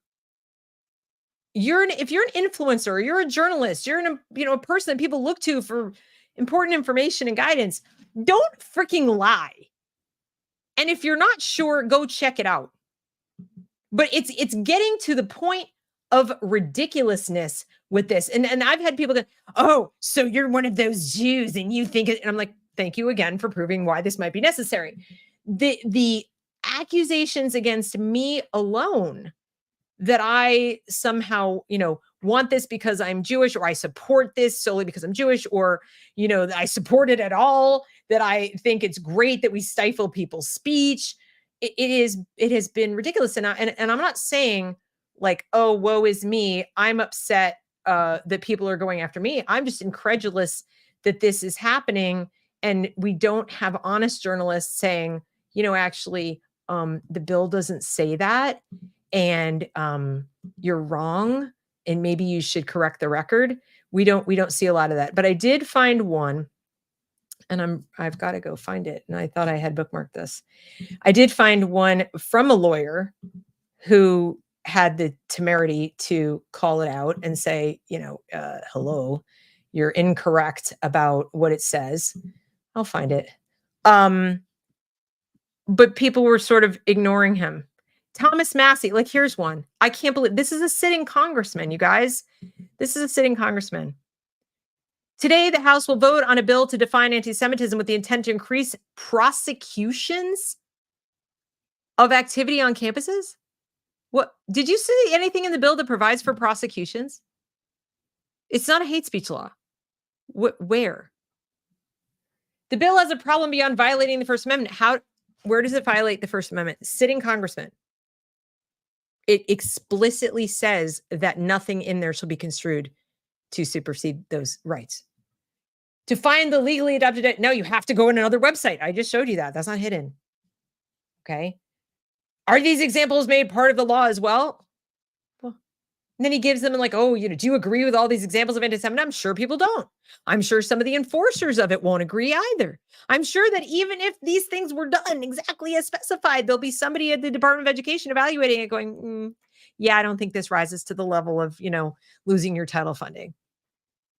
It's still at their discretion, and they don't have to use the IHRA. It is there for their consideration. But Thomas Massey wants you to be very, very scared. He's probably trying to raise some money for something. But it's kind of ridiculous. How many people who ought to know better? Okay, so that's him. And then, like I showed you Michael Schellenberger, and I was really trying to find the one where a lawyer looked it over and said, actually, in point of fact, it doesn't do any of those things. So you don't have to just take Deb's word for it. You don't have to think, Deb doesn't know what she's talking about because she's not a lawyer. Here it is. No, but it is David Bernstein. It's just not the one that he said. I've saved so many things and now I can't find it. Oh, here we go. So much journalistic malpractice around the bill adopting the IHRA definition of anti-Semitism to guide government policy. This is a lawyer. No, it does not make criticism of Israel illegal. I showed you it doesn't. Are you getting subsidized to speak? Then this doesn't even apply to you. This is true even if that criticism of Israel is overly anti-Semitic. In other words, if this bill becomes law, you will be perfectly free to tweet, I hope everyone in Israel dies because I hate Jews because Jews are evil. Go for it. The reason that this would not be legal is that expressing anti-Semitic sentiments is not illegal, and this law would do nothing to change that. I don't know where journalists got the idea that expressing racist or anti-Semitic sentiments is illegal. It is not. No, it doesn't define certain types of criticism of Israel as inherently anti-Semitic. Here's the language. Contemporary examples in public life could taking into account the overall, just what I told you. And I'm not a lawyer. I can just read English. And it used to be once upon a time that our laws were written in such a way, and I think this one really was, where the average person with an 8th grade education could read a bill and go, I get it. But what they've done is they now make laws, 1,000 pages long, and they, put in all kinds of legalese. So people have stopped even reading them. And then they just go comment on it based on what somebody else said that commented the bill says. And then they could just comment about what everybody said. And nobody goes and reads the effing bill. But I am me. And so I did. Because I am a civil libertarian. I am a person who cares about freedom of speech greatly. And I am a Jew. I don't want people violating other people's rights in my name, for sure. So I, go and I read it and I'm like, what the flip are they talking about? This doesn't do any of these things. They've criminalized Christianity. I'm like, listen to yourselves. You guys sound ridiculous. So long story short, no. The bill does not do that. It does not criminalize anything. And it's like crazy. Okay. So now I'm going to go back to some of your comments. Oh my gosh, we lost Adrian. Thank you, Adrian, for the super chat. She had to go run with the weather going on. Okay. So Eagle Brain says, All of this in general has pulled out all of the right side anti-Semites out of the woodwork, and this bill just fueled them from what I'm seeing. Yes, you're correct. So one of the things people have asked me is, don't you hate the bill because it's going to make people hate you more? And I'm like, I don't think Nick Fuentes hated me less yesterday. I think all it's done is it pulled them out of the woodwork and said, here I am, right? You know, so they're now identifying that. To me, that's an upside of the bill because the bill is pretty toothless. It's not going to really do anything. All it's doing is it's making people crawl out of the woodwork, and they're showing their asses by saying, like, I can't get subsidized while being mean to Jews anymore. Like, you know what? If that's what you want to do, is you want to go teach your kids to be an anti-Semite, then go start your own school, fund it yourself, and do it yourself. But no, why should I pay for that? I don't want my tax dollars paying for any school, even schools I agree with. But since you're forcing me, since you got a gun against my head, no, I don't want to pay for your shit. And how about that? Just an average man says, I was curious why the people were always referred to as Jews instead of Semite or some other identities, such as their original capital. I think it's because of coming from Judea. The place that the Jews come from is called Judea. So that's why. In fact, in the Thessalonians quote that everybody's using now to say, see, it says right in the Bible that the Jews killed Jesus. It shouldn't be illegal to say that. It's like, it's not. Go for it. Say it. It's just Paul was a Jew. And he actually wrote Judeans, which is what he was and what they were, and so on and so forth. And so anyway, whatever. But that's why. Just an average man says Irish were referred to as Irish. Sure, they were slandered as Catholics, but their identities were Irish. Well, believe it or not, Zion and Israel are actually the same thing. They mean the same thing. It's just two words for the same thing. So for many people around the world at the time called them Israelites, believe it or not, Judeans or Jews, Hebrews. They were called all different things, but they all go back to the same thing, which is Israel. And if you look at very, very old Bibles and the maps in the very, very old Bibles, they will call it Israel.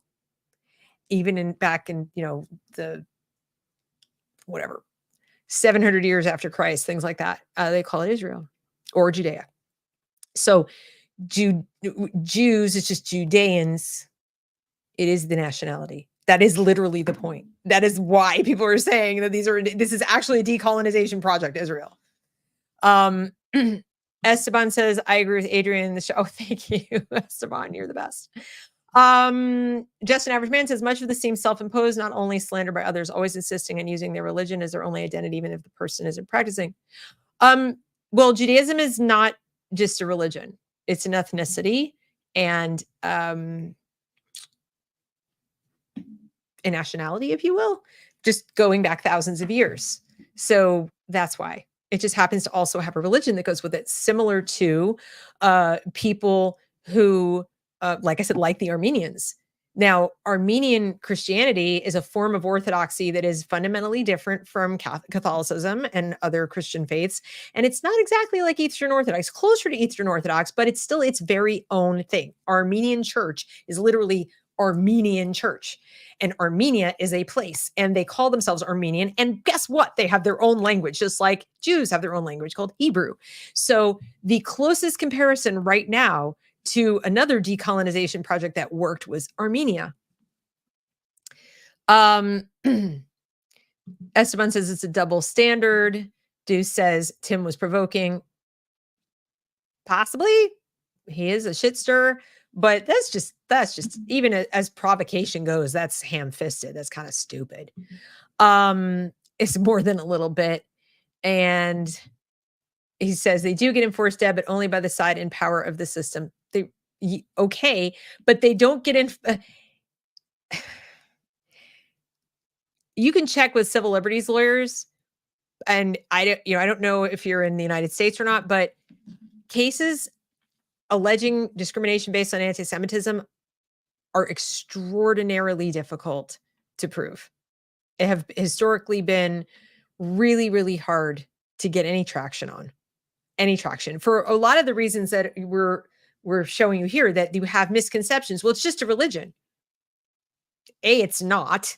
But so why do you care if they criticize Israel? It's like, okay. Secondly, people often use that. As I said, they often use the criticism of Israel to hide that they don't like Jews. And part of that is that the vast majority of Jews support Israel or have a family member there. And so it's not like the vast majority of Irish people, don't have a family member somewhere in Ireland. If you suddenly were picking on Ireland and exclusively Ireland and everything that Ireland shouldn't exist. People were telling you that, from the North Sea to the Atlantic, whatever, the Aran Isles will be free of Irish people or whatever. First of all, you're going to be like, well, where are we going? Where do you want us to go? And second of all, you'd be like, wait, we can trace our ancestors back thousands of years. And third, you'd be like, why? Like, what gives you the right to decide that we can't be here? Right? So they're there. Even if you only go back 75 years, they're there. So it just gets to be ridiculous after a while to say that a country shouldn't exist. And it's pretty hard to separate that, given that the people who live there have nowhere to go, with you just hate Jews. Because when you ask people, well, where do you want the Jews to go? I don't care. Back where they came from. Well, they came from there. So where would you like them to go? I don't know, Poland. And like, they've never been in Poland. Literally more than half the people in Israel did not come after the Holocaust. They were kicked out of the Arab world, in fact, and North Africa. So where would you like them to go now? Back there? They don't want them. They are apartheid nations. No Jews. No Jews allowed. So, it's pretty easy to see that somebody's anti-Semitic when they say, you should not live where you live and I don't give a shit where you go, into the ocean with you. You're not going to go, oh yeah, they have nothing against Jews. Come on. Half of these are the same, more than half are the same people who are saying, let every asylum claimant, refugee from all over the planet, just walk on in, give them a credit card and let them live here. We care so much. But Jews, into the ocean with you. But I don't have a problem with Jews. It's not anti-Semitism. Okay. Whatever you say. So as far as enforced, what doesn't get enforced, just an average man, is the defunding. I have yet to see a school get defunded, a college, etc., on the basis of discrimination against Jews. Not seen it, and it's been going on since at minimum the 1920s. They had explicit quotas limiting the number of Jews that could get into the Ivy League on paper, written down. Mm-hmm. They kind of had to get rid of that, hide it a little better, like they're doing with the Asian quota, like the Asian stuff that they had going on. They sort of hid it a little bit better in the 50s and 60s, but they explicitly, the Jews were the Asians of then. Now they've just switched it to that. But yeah, they've been doing this shit for a long, long time. And there have been very few cases that have been successfully brought. Even this Harvard case with the Asians is kind of an anomaly. And that had to go all the way to the Supreme Court. It's very expensive. It's very time consuming. Not a lot of people can do it. All right. Paul Whipple says, therefore, when people are saying it's going to ban the Bible, it will eventually, not literally right now. Okay, well, I would love to see how you think that occurs. Draw me a picture. What is the pathway between Title VI, which has existed since 1964, which literally has anti-discrimination guidance in there for race, religion, whatever, and so forth. And that includes you can't discriminate against people on the basis of their religion. How has it literally banned the Bible in the United States? How has it eliminated the First Amendment legally? Like you go to jail for reading the Bible. Now, it has removed the Bible from schools, from public schools, but well, it should. The First Amendment also says that the government shall not establish a religion. So they're not going to have the Bible in school. I mean, you can privately maybe have one in your backpack, and there have been First Amendment cases saying that you can, but you can't, preach it to the other kid. The teacher can't preach it, whatever. But that's not banning the Bible. That's saying when you're hired speech subsidized by taxpayers, you can't push a certain religion. Now, I'm very glad that's there, because coming soon to a school near you, it's let's all read the Quran. Let's read the Quran. Let's talk about the Hadith. Let's talk about how beautiful and wonderful it is. And while we're at it, let's teach about Satan. Let's teach about this. Let's teach about that. Thankfully, these things exist so that when the kid pipes up and goes, I'm a Christian and I don't want to be sitting here in class while you're preaching at me about Satan. or you're talking to me about how Muhammad is the greatest thing since sliced bread, then you're probably going to be really glad that Title VI exists and that school could at a minimum lose its funding if it keeps that kind of crap up.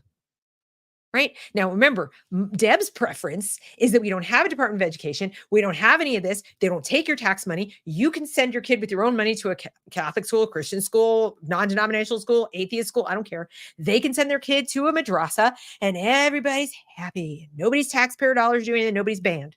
You go read your book. You go read your book. It's free. It's America. Do your thing, but nobody can silence anybody else. And it's going to be really hard to take over with one religion because there's all these different things going on. And it's your money. That's my preference. So, but please, by all means, show me how. Manalula says, I live very close to there. It's a large Jewish neighborhood, but also Middle Eastern, all the former Soviet bloc countries.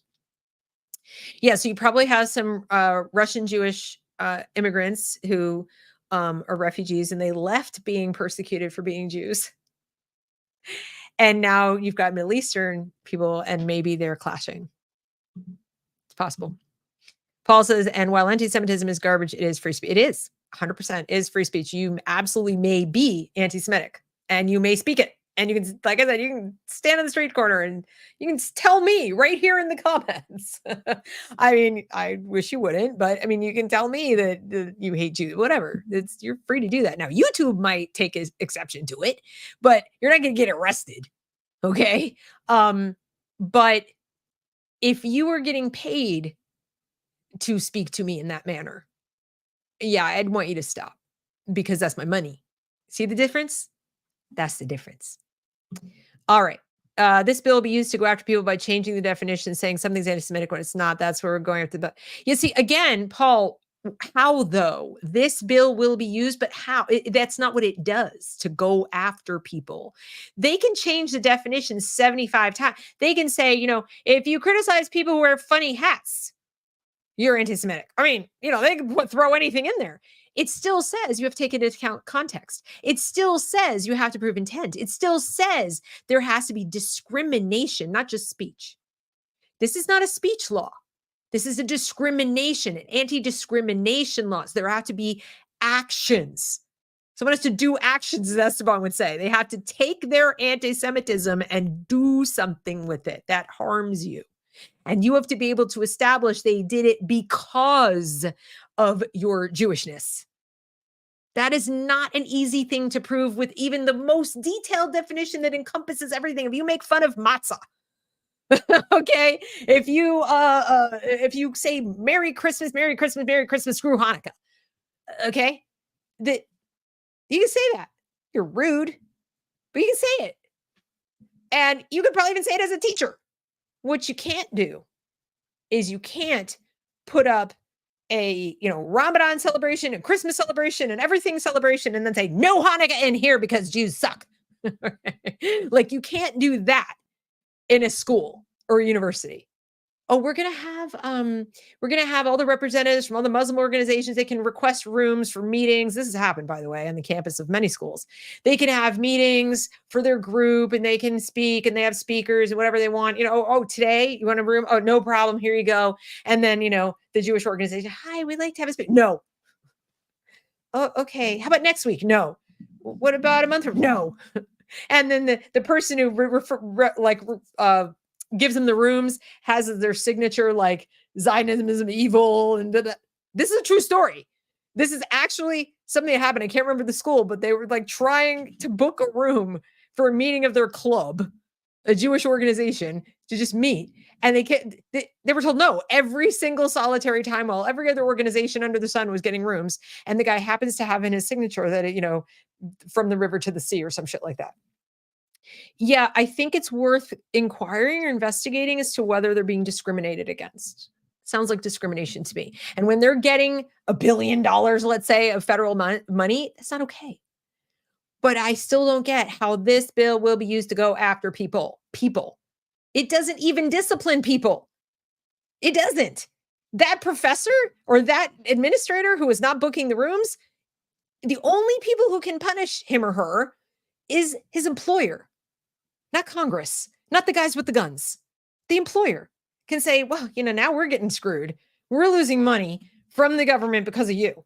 So you're being censured or you're being reassigned, fired. Yeah, it could hurt you, but you don't have an inalienable right to a job working for the government or even working for a government subsidized place. That is not your inalienable right. You can go stand on the street corner and preach crazy to your heart's content. But no, you don't get to keep your job. And no, you don't get to do it with federal funds. Sorry. Ego Brain says, people keep saying I'm Jewish. I'm not. For correction, they're incorrect comments of 109 countries, her, and that's why what they're implying is incorrect and absurd. I guess I'm missing something. Oh, because you're correcting their incorrect comments. Oh, okay. Of 109 countries, and they're implying, okay, they're saying that you're Jewish because you're correcting them. And I've been told that I only am like trying to tell the truth about the bill because I'm Jewish. I'm like, no, I like facts. I just like facts. Esteban says, that's what I hate about bills today. I'm assuming you mean the fact that they're like insanely hard to read. Yeah, it's crazy. Thank you so much for the super chat, Ego Brain. I really appreciate it. You've explained it better than anyone has. Thank you. Yay. I genuinely only care that people understand, and believe it or not, so they're not freaking out, or if they want to freak out about the right stuff. Like, again, how many times, those of you who follow me, support me, etc., you know that I like talk myself hoarse about how we need to get rid of the Department of Education, how we need a separation of school and state, how it is utterly ridiculous for the government to be funding any facet of education because it's a conflict of interest. I say it every single solitary day that this is a ridiculous exercise. But nobody, I mean, I've even got Republicans going, but school choice, I want my government cheese. Okay, well, when even Republicans are unwilling to agree that we need a separation of school and state, when they want to expand government's reach all the way to homeschooling with the money so that they can get their little fingers in everybody's pie, then, I'm figuring you want this kind of involvement. You want government spending your money. You want government taking your money. So if that's the case, if y'all are going to take it from me and there's nothing I can do to stop you, then for shit sure, I want some oversight. You betcha. You betcha I don't want to fund a fucking madrasa. I don't want to fund a school that teaches little girls that they need to cover their heads and they can't go to work. And I don't want to fund the Bill and Melinda Gates School of the Greater Transhumanism.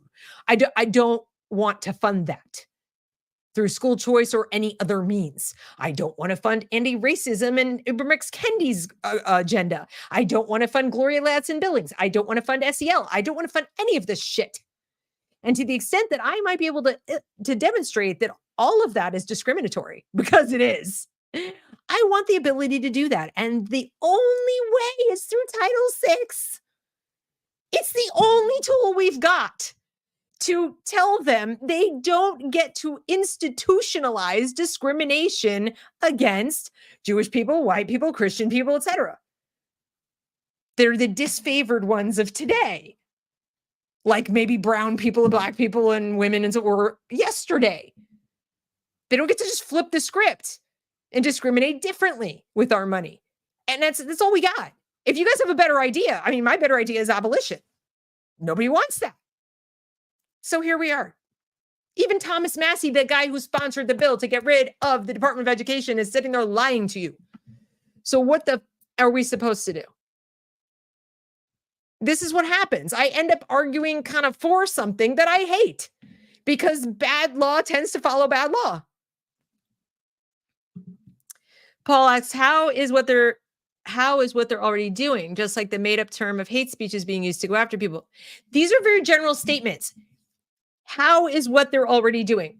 What are they already doing? Give me an example of a person who has been gone after legally by the government, police, the state, FBI, etc., for something called hate speech in the United States of America for criminal purposes.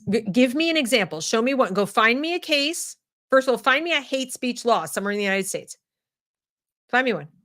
A law, not a policy, not a policy in an institution, not a policy in a a government office or something or something like that. Find me a criminal statute like they have in the UK. They exist in the UK.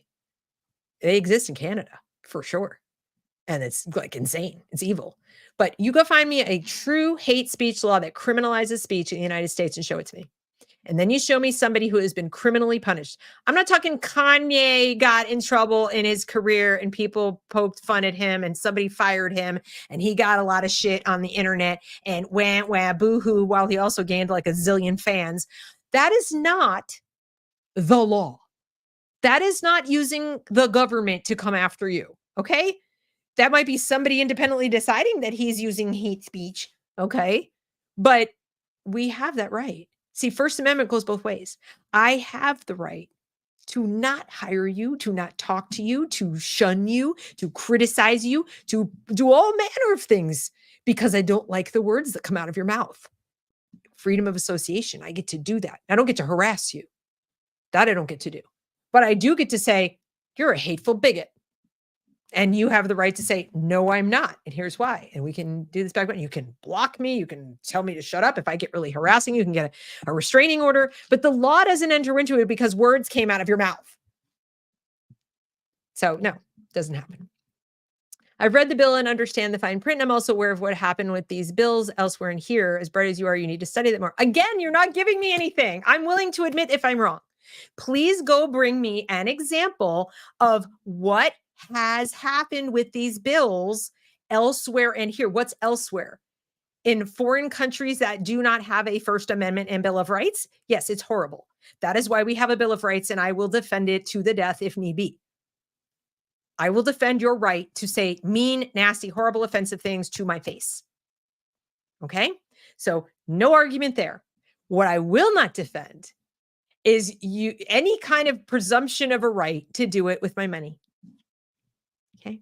So tell me what I need to study more and I'll study it gladly. That doesn't mean government agencies won't go after people like there are on race issues, and just criticizing the Israeli government could potentially get you in trouble. And I'm sorry to a smart lady by naive. You're not giving me any examples. You're not, I'm willing to accept if I'm dumb. Okay. This isn't about me being smart. This is, I read the bill. I understand the law. How they give me who's they going after people on race issues. This is all in public opinion and journalism. I think you're talking about, not the law, right? When somebody does something like Derek Chauvin killed George Floyd. Okay. Was there deemed responsible for George Floyd's death? We can debate the details of that all day long, but let's just, okay. He got arrested. He went to court. Even there, the prosecutor declined to prosecute him on the basis of a race-related or hate-related incident, like it was not race-motivated. He found no evidence. So despite the public opinion, despite the newspapers and the riots and all the things, the law did not prosecute him for race-related killing. Now, I don't think such a crime should exist. I don't think it should matter what motivated you. I really don't. Death, murder, killing people is wrong. It's why you did it was like I was hate motivated. Does it matter? You're just as dead. Like, honestly, that's dumb. So I am opposed to those kinds of rules. I'm opposed to those kinds of laws. But even when they have them, even in that instance where people were literally demanding it and like ready to burn buildings down, the prosecutor was like, no, I'm not seeing the evidence. It isn't there. Michael Brown, it was a race-related killing. He just shot him in cold blood because he's black. Nope. Didn't go that way. That didn't even get past grand jury. So give me the example of where somebody was unjustly charged with some kind of race-related hate crime or gone after out of nowhere for just saying mean words by the law. Show me one. I'm the last person to defend the government, okay? and I'm the last person to defend the right of the government to come after people. But I am not seeing that happen here. And while I grant you that we do need to be on the lookout for slippery slope type of situations, I don't see it here. The slippery slope I see actually is in the lack of enforcement of the law that we're seeing on the campuses. That to me is the greater danger, that civil society is falling apart because we have police departments electing to not enforce the law. And in the case of the Philadelphia police and the Baltimore police, they're on record as saying that they agree with the protesters, which means we have government representatives, law enforcement officers choosing, quite frankly, to discriminate in their distribution of, of rights protection. They're not giving equal protection under the law on the basis of their political views. That to me is 10 times more frightening right now. And I like to think it should be for you too, because you are more in danger of the police not showing up to your house because they agree with whoever is coming after you than that cop is, or somebody is, of putting them in jail because they held a gun to somebody or killed somebody based on race. Yeah, they'll be looked into about it. But so far, even with George Floyd and Michael Brown, didn't happen. Unconstitutional bill and how it'll be used as a weapon if we let it. Okay. It's a garbage bill for lots of reasons, but where is it unconstitutional? What's unconstitutional? Everything that comes before it is unconstitutional. Department of Education is unconstitutional. Income tax is unconstitutional, and according to Deb, according to me. So it's axiomatic that this would be unconstitutional just because it exists. The only reason it exists is all the things that come before it. But the United States of America and the republic for which it is blah, blah, blah, has decided already and adjudicated in the Supreme Court the Civil Rights Act is constitutional. And so far, I've not seen anyone challenge the constitutionality of the Department of Education, which they would, but they haven't. So here we are. So therefore, the bill, given that it explicitly says it does not override the First Amendment, is not unconstitutional on its face. But unless you can show me where it is not. How have you shown me? I've shown you, says Paul. Where? Where's the link? Where it is? It's time for you to do better research on this and be less, you just keep saying, be less naive. Like you're not giving any evidence. This is exactly what I'm talking about. And Thomas Massey isn't lying he's literally lying. Like he's literally lying. He's literally saying when what he said that the bill does something it doesn't do, that it will lead to prosecutions. It's not a criminal statute. Do you understand? It is not a criminal law. How do you get prosecution out of not a criminal law? I hope this met your guidelines. Okay. What are you have you shared something with me? Because there's no links anywhere. There's nothing there. So I've shown you, what have you shown me? There's words. Nothing. There's nothing there. You've given me nothing. Are you under the impression you've shared links with me? Because you haven't. There's nothing here. Okay. All right. Thanks for making my points. I'm reading your posts. I'm reading your comments with no super chat, by the way. I'm just reading them. I'm just giving you a full hearing, freedom of speech to say a bunch of shit and not give me any examples. And that's as much as points that I've made for you. That's it. Like, wow. Esteban, I love you. And Eagle Brain, Yeesh Paul, whatever. And then Esteban says, that's what I'm saying. Yeah, I don't know who this guy is or what crawled up his butt and died, but I've invited people in multiple places. In fact, just tonight, before I came online, I went out to X and I posted, I'll show you what I posted. Because I genuinely want someone, I am, you guys know me. Will I admit I'm wrong if I find out I'm wrong? If I get more information that says that I'm wrong, will I say, okay, I was wrong? I will. So here we go. I'm not one of those people that goes, you're wrong and you need to agree with me. I'm blocking you. I don't do that. I just read all this guy's things. Where's the link? Where's the evidence? I'm waiting. Give it to me. I'll bring it up on the screen. So I wrote this. Question for the people who were or still are losing their minds over HR 6090, the anti-Semitism bill. Do you think This is what I asked you guys. The Department of Education is constitutional. Do you think the income tax is constitutional? Do you think the CRA of 1964 is constitutional? Do you think federally funded programs that use money coercively taxed from you are constitutional? Do you think the 1A protections entitle individuals to taxpayer subsidy for speech? Do you think the 1A protections entitle institutions to taxpayer subsidies for their speech or the speech of their employees? Do you think the Equal Protection Clause is constitutional? That's the one thing I think is constitutional on that list. Absolutely. It just says, as part of the 14th Amendment, that individuals in the United States, not just citizens, by the way, but individuals in the United States are entitled to equal protection under the law, which said another way is no discrimination allowed. It's not allowed, which is why anti-racism is bullshit, because it's literally institutionalized discrimination coming back like Jim Crow. They're not enforcing this shit. I wish they were. So I said, I'm asking somewhat rhetorically because I'm trying to figure out if your answers to the above are if your answers to the above are anything other than no, no, no, no, no, no, yes. And you're not pitching an absolute fit on a daily basis like I do, that your rights are being violated by items 1 through 6. Which part of HR 6090 itself do you find unconstitutional? And then I went on to say very clearly what I don't like about the bill. I don't like the precedent of letting third-party organizations provide guidance regarding enforcement of our laws. That's number one. I don't want the third. I don't think they can do anything where it says non-legally binding, but I don't care. It's icky. I don't like the precedent it sets. We already have Congress outsourcing the making of laws to federal agencies or making of regulations. They're unelected. I don't like that. It's gross. They can't prosecute you, but they can hurt you. They can take your money. They can take your property. They can do things that might as well be prosecuting you. Okay. So to that extent, Paul, if that's your issue, that, they can hurt you so bad, you might as well have gone to court for criminals. Okay.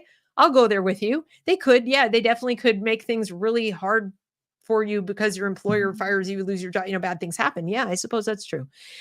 So to that extent, I don't like that a third party is the go-to for the definition. I think Congress should have sat their ass down and written their own definition. Honest to God. Okay.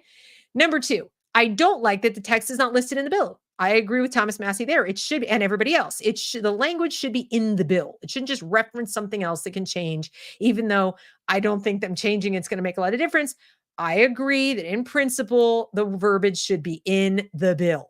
No questions there. And number 3, and this is a big one, I don't like the fixation by the GOP and what amounts to a political pandering exercise that hurts rather than helps Americans facing anti-Semitism. It's not helping anybody. Literally nothing is going to change. They're not going to crack down on these protests because of this bill.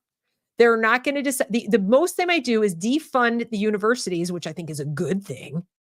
And it would be a good thing without this bill. I think they had everything they needed to go after them before this, but this definitely gives them a little bit more ground to stand on if they decide at some point, because you failed to act and students were discriminated against and couldn't go to class. And it wouldn't just be this part of the bill. It could be any other part of discrimination. Like all the students who disagreed had their free speech violated, regardless of whether they're Jewish or not, Christians too, Muslims too, everybody who didn't agree had their speech rights violated by these protesters, then they could potentially defund. But if they decide they want to do it with the anti-Semitism thing and they defund anyway and they shut the shit down, I'm not going to complain. But I think that the Republicans fixating on this is really missing the boat. Okay. What I do like about the bill, it highlights how piss poor civics education is for the average American. They're going to prosecute us from going to jail and they've outlawed the Bible. Oh, dear God. It brings to light the absurdity of taxpayer subsidized. I think it does. Maybe you don't. It puts funding at risk for schools that have no business being funded by taxpayers in the first place. So all the things I like about it are things that, obviously I'm being cheeky because I don't like any of this shit. So there's that. So there you have that. Paul says, sometimes the truth hurts, especially if you're asleep to it. Where is it, Paul? I'm not trying to make fun of you, but you've given me nothing. You've literally just said things. You've said words. This is going to be very bad. They're going to go after people. I'm not telling you who they are. I'm not giving you any examples. I'm not giving you a link to a case or a situation where exactly what I'm saying transpired. Nothing. You're naive. You need to research more. You need to do more homework. You've said a lot of words, but you have not proven anything. If you think that you have, I'm very sorry to tell you that you haven't. So there's that. Now, the last topic that we were going to talk about, and I'm sorry we've already been going 2 hours and 15 minutes, but it is who's paying for all of this. Now, Politico did a piece this week that shocked me, quite frankly, because I was surprised that Politico, that usually leans a little bit on the left side, was being open and transparent about the fact that a fair amount of the funding can be traced back to some of Biden's biggest funders. So the Biden administration gets money from the same place that some of these protests are getting the money from. And a lot of people noticing, that article were astounded that they were honest about it. They're like, wait, they're telling us this? That seems unusual. So here we go. I'm going to bring up the actual article because what was really surprising to me is how many people, again, just like with the bill and just like with, misrepresented what even this said. Pro-Palestinian protesters are backed by a surprising source, Biden's biggest donors. That is extremely misleading. Now, full disclosure, every single one of the people on this list, I despise. I consider them the enemies of humanity. I consider them to be megalomaniac, insane people. Okay. It says some of the most outspoken groups against Biden and Israel get funded from foundation. And what? From foundations attached to some of the biggest names in Democratic circles.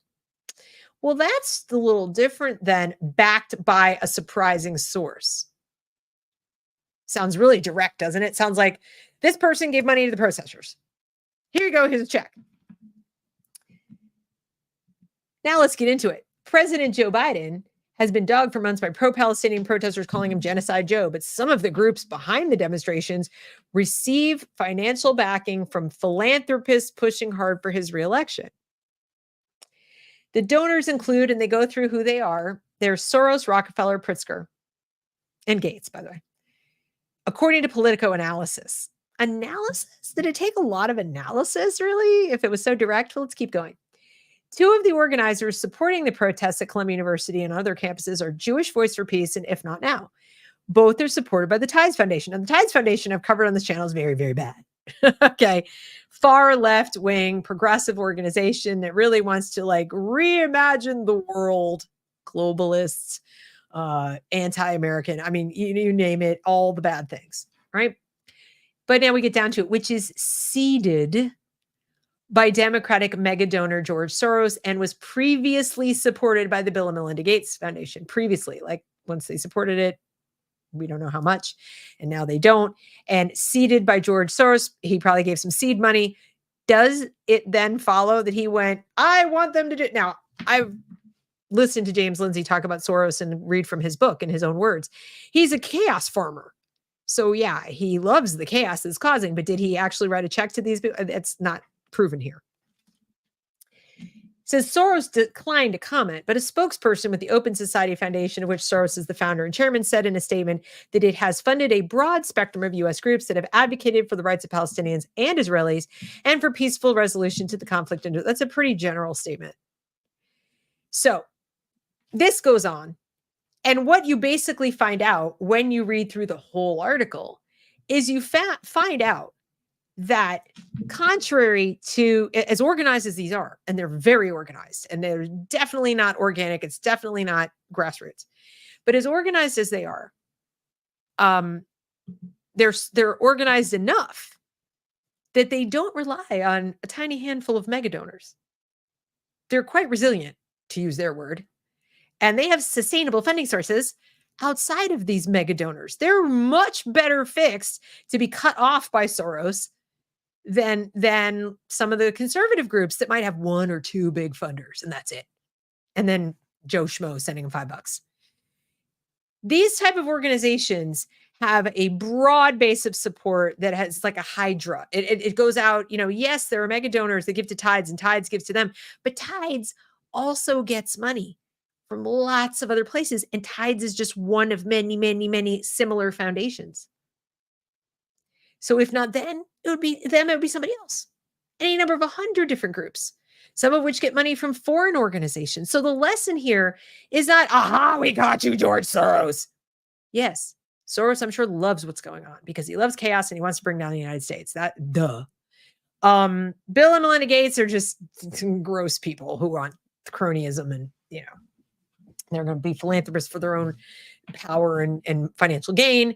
Rockefeller Foundation just throws money around to progressive causes. I don't know that they have an opinion per se, one way or the other than they're progressive. They're just generically progressive. And when it comes to Pritzker, we know it's all by gender. So, and things like that. But they're progressives. They're just mainstream, or slightly extreme progressives. But the real extremists that are funding this are people whose names you don't know. And they also give to Tides, and Tides also give, and other foundations. So my point is, understand that this goes way beyond mega donors. If you wanted to cut off the funding to these people, you would have a really hard time doing it. It would take a much bigger investigation than Politico can do in an afternoon, which is probably what they spent doing this. And you would turn up all kinds of things. I mean, you would have to turn over so many rocks, and every time you turn over a rock, you find another rock. They're very well positioned. They've been doing this for decades and decades, probably, to be honest with you, close to a century, but at least back to the 60s. They've established networks to get money.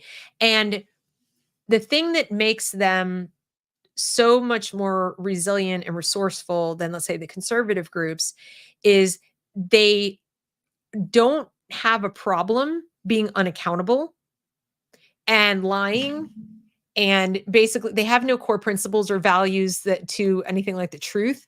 So, limiting principles, nothing. So they can be this organized. They can do things that are border. I'm not saying they're doing illegal things, but they'll do things that push the envelope because they don't put out a brand that says we're the good, we're the good guys who uphold the law and uphold civil society. The conservatives have a harder time with that. There's also just more of them the world over. And there's China and there's Iran and there's Qatar and there's all these other countries that are more than happy to fund them. And like I said, there you've got the Islamists and the communists duking it out right now. So who's funding it? People, the short answer is people with lots of money, some of them individuals, some of them countries, some of them foundations, who want to see the United States fail. And when I say the United States, I mean the experiment in self-governance, the republic. They want it to fail so they can realize whatever dream they're going for. The globalist communist utopia that they imagine they're going to create with their ESG, SDG, whatever, spiritual theosophy, blah, blah, where all the marginalized are going to decolonize and degrowth everything. It could be like a Franz Fanon thing. It could be an AI Matrix fantasy world, whatever, those guys. Or the Islamists who want to see us fail because they want to spread Islam all over the world, and our Bill of Rights prevents that. Our power prevents that. Our hard power and our soft power prevents that. Or China, who just wants to dominate the world economically and make us their serfs. They don't want to completely crush us because they need our market. They need to sell to us. They need to, exploit our resources. They probably like to enslave us a little bit. Maybe not have us know that we're slaves, but, just parasite off of us and our productivity. I'm sure they probably like that. And, suck our resources dry. I'm sure they would love to do that. So everybody's got some skin in the game of these protests because at the end of the day, sorry for the expression, but at the end of the day, they are destabilizing, incredibly destabilizing. They turn us against each other. They push us to react in ways that contradict everything we stand for, which effectively makes them win. They would love to, all of these different groups want there to be a power vacuum that they can come in and fill. Exactly the same as what happened between the wars, Weimar Republic, communists, fascists, social democrats, different people duking it out all over Europe, trying to figure out who's going to come out on top. And what happened? Nobody came out on top. Big war. Lots of death. I hope that doesn't happen. But that's the story of the funding. Unfortunately, it's kind of a non-story. You might have thought, see, we proved it. There it is. It's interesting, but no. All right. So finishing up, Ego Brain says, I'm reminded almost every day by the law, by Bastiat. These are who he was talking about then. They're still here. Yes, indeed. That's all I've got for you guys today. Sorry, things got a little, whatever there. But what I care about most and I try to bring to you is the facts as I see them. I am definitely open, even Paul, if you're still watching, I'm open to you sending me in comments or the community, my YouTube community, if you want to put a link up under the post about this video where you've got your proof that this is a very dangerous thing. I actually wish you would, because as I said, I am not a fan of government. So if I'm missing something, if I've looked at this wrong and I am missing a way that bill is more poisonous than I see, like that it's immediately dangerous to anyone, please show me. Okay. And I will make a separate video. I commit to you right now. I will make a separate video. Mea culpa. Paul Whipple was right. Here it is. Here's the proof. I commit to do that right now. Go, I can't promise you I'll agree with you, but if it is substantive, it's not a secondhand source. It's not like Matt Walsh said or Tim Pool said, but here's a case, a legal case that was based on this law or laws like it, or somebody was prosecuted, lost their freedom, went to jail, got big fines, or was gone after, that the Department of Education sent a bunch of little agents out to find a person and ruin their life. I will mea culpa. Okay. That's my promise to you. So there you go. Thanks, you guys. I will see you again Wednesday for, is that true? I'm the worst person in the world. Oh my God. I was supposed to open this show. Now there's only 6 people. I was supposed to open the show telling you about I told you about Kieran's thing and how you have to join. But what I didn't do, because I'm a complete jerk, and I'm sorry. I'm sorry, Kieran. What I didn't do was I did not say that you go to wokescreen.com. All right. So this is the members only post. So I can't show it to you in full because you become a member. But when you go to become a member, you put in my code, my affiliate link, the reason we learn, all one word, and you get 10% off. Okay. So yeah, this is actually important. And I forgot to say it. I'm a terrible person. And he gave me all kinds of links too. But yeah, he also, something else that is coming that is very important. It's coming to Woke Screen very soon is, and this is why you need to become a member, is the Extreme Lit Review is coming. Extreme Lit Review, and here's the campus protest manual. This is where this kind of literature is going to live. So stuff that is harnessed from places where you can't get to is going to live in Extreme Lit Review. The community supports this. If there are things going on and we want Kieran to go out and report on it, then we crowdfund it. He goes, he's a photojournalist. He takes pictures, he does all the things, and then puts the documents that he finds in here. This Enough is Enough pro-Palestine protest is one that he went to. And this is in London. He went to this, and you can see there are pictures and commentary and things from his photojournalism of the day. So you can see what's going on over there with these protests. So this is some of the stuff that you get, as well as private games nights and private, like there's all kinds of awesome content in here. You can see Culture Jam, Crowdsource, Culture Warrior. There's plus my communities. You can go to thereasonwelearn.com / wokescreen.com, the reason we learn, or wokescreen.com, the reason we parent, and join my communities there. Sorry, I'm losing my voice. And I was supposed to do that earlier. I suck. I'm sorry. Anyway, thanks again, you guys. Sorry about the rumble. I'm not a terrible person. No, I really suck at marketing, and I'm sure to get made fun of by the usual suspects. Oh, this is why he has no money. Yeah, it's true. I'm not in this for the money. I mean, I don't mind. Thank you for supporting me. But I just want to tell the truth. That's all. Anyway, thanks everybody. Thank you so much for coming. And I will see you again Wednesday for Is That True with Kieran at 2 p.m. Eastern Time live on Woke Screen YouTube channel. All right, take it easy.